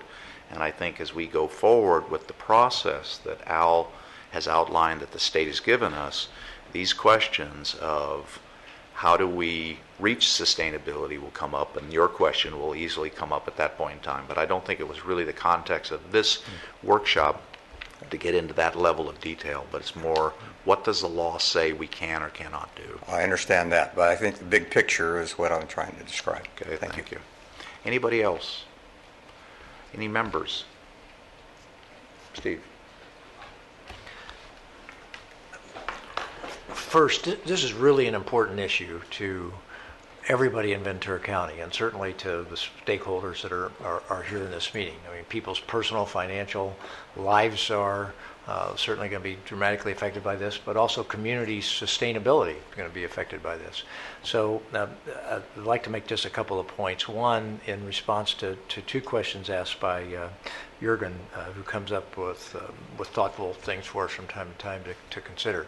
And one is adjudication. So why not adjudicate? You asked the question. And I would offer to you that at least my understanding of it is that adjudication would not necessarily give us a long-term adaptable ability to adapt and adapt like you can with an agency, and it wouldn't give us a replenishment fee, for example, if you have adjudication. The other thing that you raised up is, well, what happens if we do this and we expect the city of Camarillo hypothetically to do something and they don't? There is nothing in the state law that is going to guarantee that there will be local competence with any of this. But that same thing would exist if United was doing this, or if this agency is going to be playing that role. And in fact, if you really fragment this all down to where it could be balkanized to, you probably increase the chances of that happening. So there's no guarantee. You talked about him setting up a straw man. Well, that's a straw man too. People could misperform down the road, and the question is, how well do we handle that? So I would offer this. That we're just at the very beginning of this. All the details haven't been worked out. I don't think anybody's trying to paint anybody with a broad brush. We're just today trying to say, County Council, what did the state do? That's what we're trying to do. I think there's been a good faith effort in this room to try to listen and try to work hard and try to hear and do it. So people, at this point in time, the normal thing is that you could view this as a negative, and there's lots of problems and lots of fears, and some people could view this just from a very narrow, their own perspective or their own agency's perspective, and some could view this as an opportunity to try to slow down what we've been trying to do, which is get moving on the next steps and get moving towards the hard decisions that we know we have to make here. And some people could use this to actually keep that from happening. Or I would suggest that, this is an opportunity for us to sort of use this to newly energize our efforts to do what we've had difficulty doing, which is take that next step, get to the next level of accomplishment for Fox Canyon, and really energize that effort and work together to try to both create really a sustainable groundwater system here in Ventura County that keeps saltwater intrusion out, that gets us to a replenishment fee, that gets us moving down the road to try to maintain the economic viability that we have here with new supply coming in, replenishment fee. I think, and the reason I say I think the best way for us to do that is to pull together, try to work positively, try to view the positives of this legislation and overcome the potential negatives. And let's get moving and get going and get down the road. That's the best way to get the certainty that everybody wants, farmers and growers that are out there, but also cities that are trying to make plans. The best way for us to get there is I think, to take that positive approach and move forward on this thing and not unnecessarily deal in the fear that comes with uncertainty and change. That's always out there. Change is never easy. And my point, the only person that likes change is a wet baby, and so we have we have a natural resistance to it as it goes forward. But the people that are successful and the organizations that are successful take it, embrace it, and go out and make it a positive. I think we can do that. Yes, ma'am. First of all, I'd like to thank Al for what I think was a very good presentation. You took a lot of legalese here and broke it down so it was very understandable, and combined three laws that they call one act into things that were integrated. So thank you. But as we went through the presentation, I jotted down three things under my category of need to do. And I think the first thing is, in the January meeting, we need to have our discussion as to whether we do plan to accept the title of the Groundwater Sustainability Agency or not. And if we decide not, that will let other agencies know. If we decide to, we can have the resolution on that agenda and adopt it and get that into the state so they know. And so will everybody else know. So I've kind of changed my mind on that from our discussion at the last meeting. But now that I understand we have to adopt a resolution, I think we need to get that out of the way sooner than later. The second thing, which would come after that, not necessarily, a bit after that, not in the January meeting, we'll have to have the discussion as to whether we want to adopt our own plan or whether we want to send in the plan we have. And I don't want to get into that discussion now. I think that's down the road, but we need to have that sooner than later. And then the third thing we need to do is have a discussion, and this needs to be fairly soon, but not at either of those two meetings, because I think both of those topics will take up quite a bit of time. At the third meeting, we will need to discuss whether we want to acquire authority over the outlying portions of the basin that are not currently within our boundaries, because if we don't, somebody else will. And so we need to have that discussion. Okay. Mike? My only comment, I completely concur with Director Craven. That we need to move along so that we don't cause a vacuum. I think of all the things that are possible if we dawdle along excessively. It puts a greater uncertainty. Certainly, I speak on behalf of the ag community on that. They need some certainty, maybe 2 years out. And just as we had dealt with the problem of this year having some level of certainty before this year began, and I realized perhaps there were some things that aren't quite working as we had hoped, but we need to adjust those, not abandon them, and we need to try to get some certainty so that people then can look forward to financially, because the concept of financial effects is very significant. We have people with millions of dollars of investment each year to get next year's problems underway, and they need some certainty.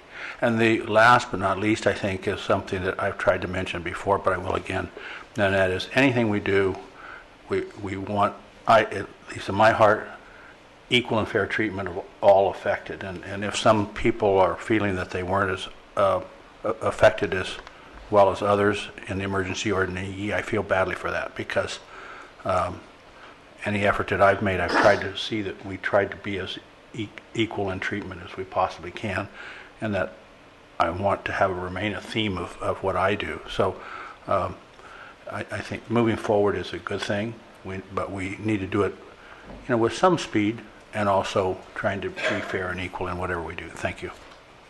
Okay. Dave? Al, thanks for doing what the board asked you to do, and I think if the five of us took sections of the particular laws, we would come up with a smorgasbord of nothing.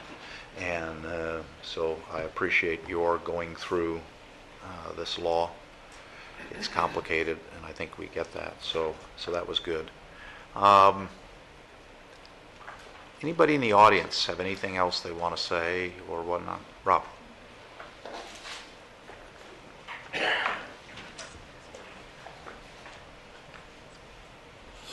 Good morning. Rob Saperstein for City of Oxnard. Lots of different scattered thoughts, but the most important of which is, if anything, this legislation has jump-started what this agency could do by perhaps 18, 24 months. There isn't a significant difference to what has been grafted on to this agency's authority through the new legislation, other than the ability to impose both a greater administrative charge to make this agency do what it needs to do, and to impose a replenishment charge. And we've been talking about that for a year now. And we lost the opportunity last legislative session to get some special legislation for the GMA Act. Magically, it's fallen into our lap. So piece number one is either take advantage of it or get out of the way so that an appropriate entity can take advantage of it, if that's what we're going to do. So it's a big if. The only way we're going to deal with the supply side of replenishment in this region is to generate funds to support projects. There is no other way. No other way. Money's not going to come in meaningful ways from the federal government. Money's not going to come from the state government in meaningful ways. So we either have to agree that locally we're going to fund replenishment, meaning, and it's Mike's issue, does the water stay in the ground or do we pump some of that back out or some combination of the two? Those projects have to be paid for. I don't care whether it's City of Oxnard's GREAT program, United's DeSalter project. They are not small change projects at this point. There is no more low-hanging fruit.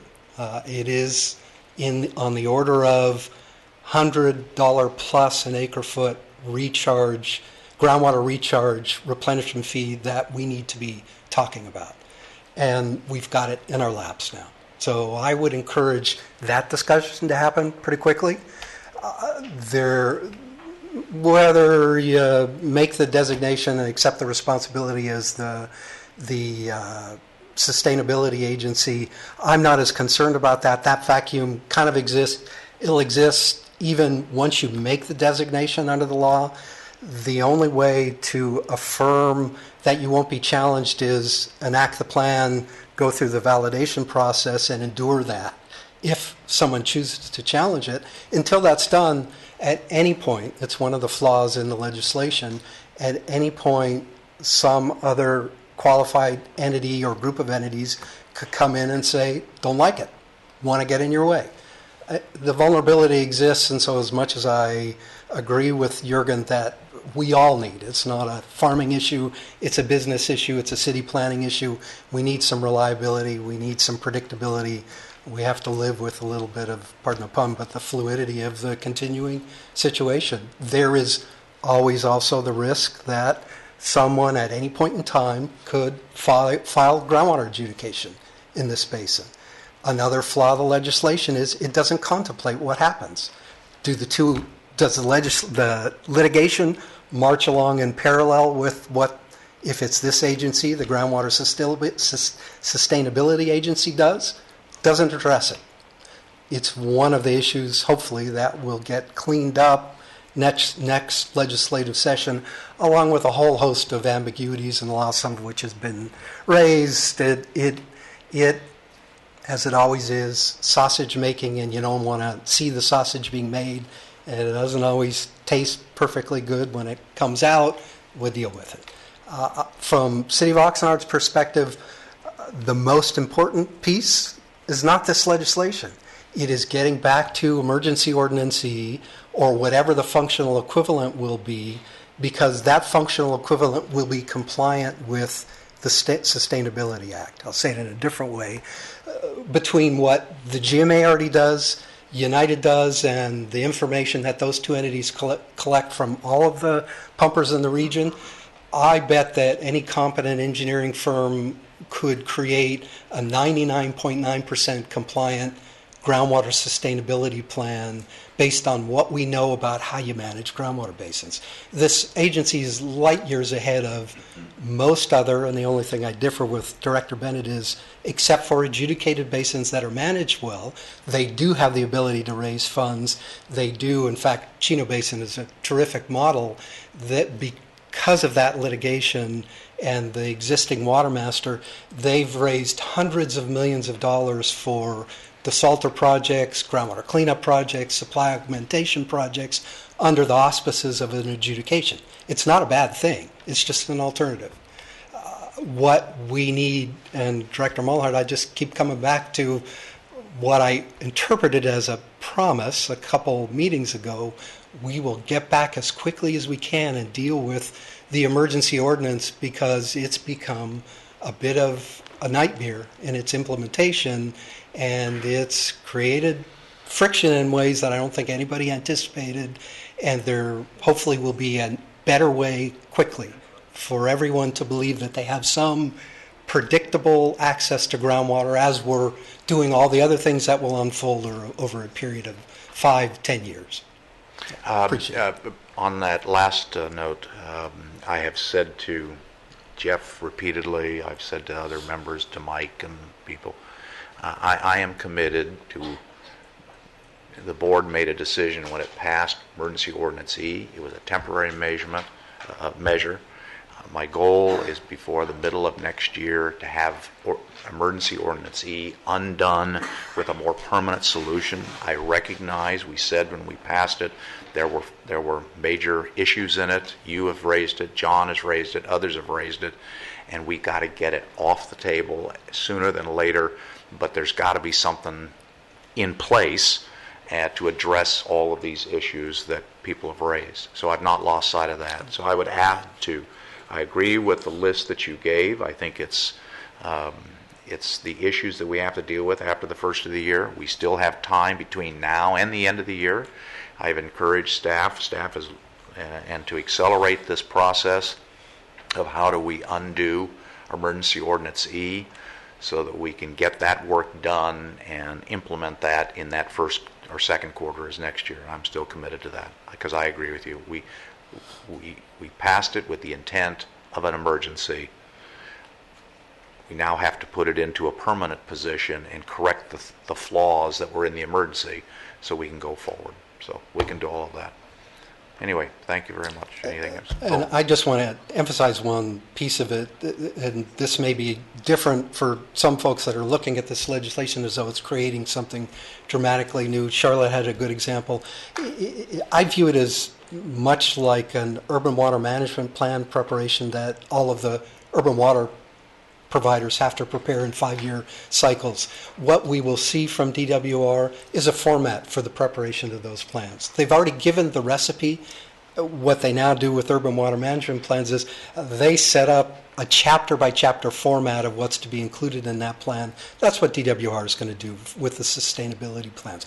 I can tell you the groundwater management plan that this agency has, by and large, has all of that content between, and if it doesn't, United has the data, the GMA has the data. That's not the hard part at all. Yeah, good. Okay.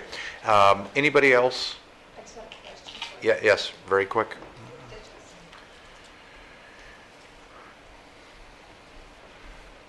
So I just have a question in regards to the long-term process that we're in right now. I think we're in step 3 or 4 of the 7-step process. Now that this has come into place, I mean, where are we at with coming up with a long-term solution? How is this going to change that timeline that was laid out here? I'm going to let Steve address that. Okay. I certainly don't think it's changed at all. I mean, we have the commitment to go forward.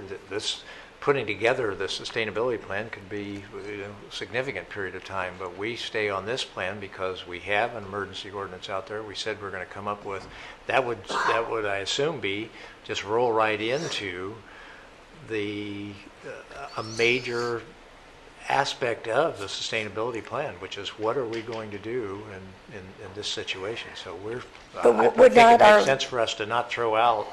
I mean, that would be an example of the delay. People could, this could be cited as an opportunity to delay and make it even harder for us to get there and make these hard decisions.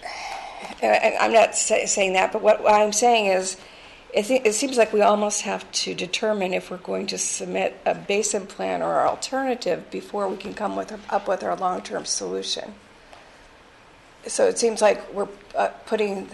can I just from a hypothetical, let's say, what are the big things we have to do for the long-term solution? We're trying to figure out what is safe yield, and now there's a definition of sustainable yield. So we have to make that determination. That's what studies do we need, what other information do we need to be able to do that. Then we have to decide what is the principle that we're going to use to allocate water. Are we going to do it based on irrigation efficiencies, the standards? Are we going to do it by historical basis? Are we going to do it by some fixed amount for that's going to be true whether, that's going to be true whether we have a sustainability plan or whether we have an alternative plan. Those are basics that we're going to have to address. So it just kicks the can down the road to not be trying to address those. It doesn't matter whether it's an alternative plan or sustainability plan. I think we're going to have to answer those questions. What are we going to do with credits? Fundamental question, and has to be answered either way with either plan. So I'm trying to identify. I don't understand how the basic big things that we're talking about trying to get resolved with this process, this long-term process that we've set up, what are the long, seem to me blend right into either way if you go with an alternative plan or a sustainability plan. Just the few basic concepts that you've just brought up, I can see having longer stakeholder involvement beyond June. So that's why I'm saying, it pains me to say this, but I actually agreed with your previous comments. And I don't think... This is killing your reputation. Did you get that on tape? And Charlotte's as well. So it's just, we do need to, and that goes to Dr. Kelly's, is we do need to move down the road, but at the same time, I think we have to be careful how we move down the road. And these topics are huge, and we've been grappling with them for years, and just the thought that we're going to get it taken care of, in the next 8 months. If I could, from my perspective, I'm just speaking for myself, and everybody on the board can think differently. But from my perspective, I agree with you. Nobody is saying nobody is saying that whatever we come up with in the spring is locked in stone, and that's the way we're going to go. It is an evolving world, but at the same time, we have said the emergency ordinance needs to be revisited. We have problems. We need to go. Maybe what we call it is not the long term, but the intermediate term. Maybe it's what we're going to use while we, get even better data and get, But okay, so so it's not. I don't think you can ever lock it in here. And that's one of the advantages of having an agency like this, where you get this input and stuff. You can keep adjusting as you go forward. But so the last GMA meeting, step 4 was taken off the agenda, or is it 3? Yeah, but next week we will be back and we'll be on track. So we're going to move the whole schedule back just like 1 month, and we'll continue with the other steps. Okay. Right. That's okay. I think that's important for everybody to know. And if I could just say this to try to help, we've said consistently, it's not that we're trying to reach consensus by next February or March, but we're trying to make sure everybody's had a fair opportunity to have input in each one of the processes. What are the solutions? If you've got a solution out there, this is your time to get it on the table, so that we don't get to March and somebody says, "Oh, I have this idea," that. And why didn't you ask me for that? So it's that's why we should keep marching, so that when we get to the end of it, everybody's had an opportunity to have a fair input to each one of the 7 steps of the process, identifying the solutions, advantages, disadvantages, etc. I think that's the goal. Thanks. We've been at this 2 hours and 20 minutes. I think it was, again, thank you, Al. It was a great discussion, staff and whatnot, and I think Jeff is right at times.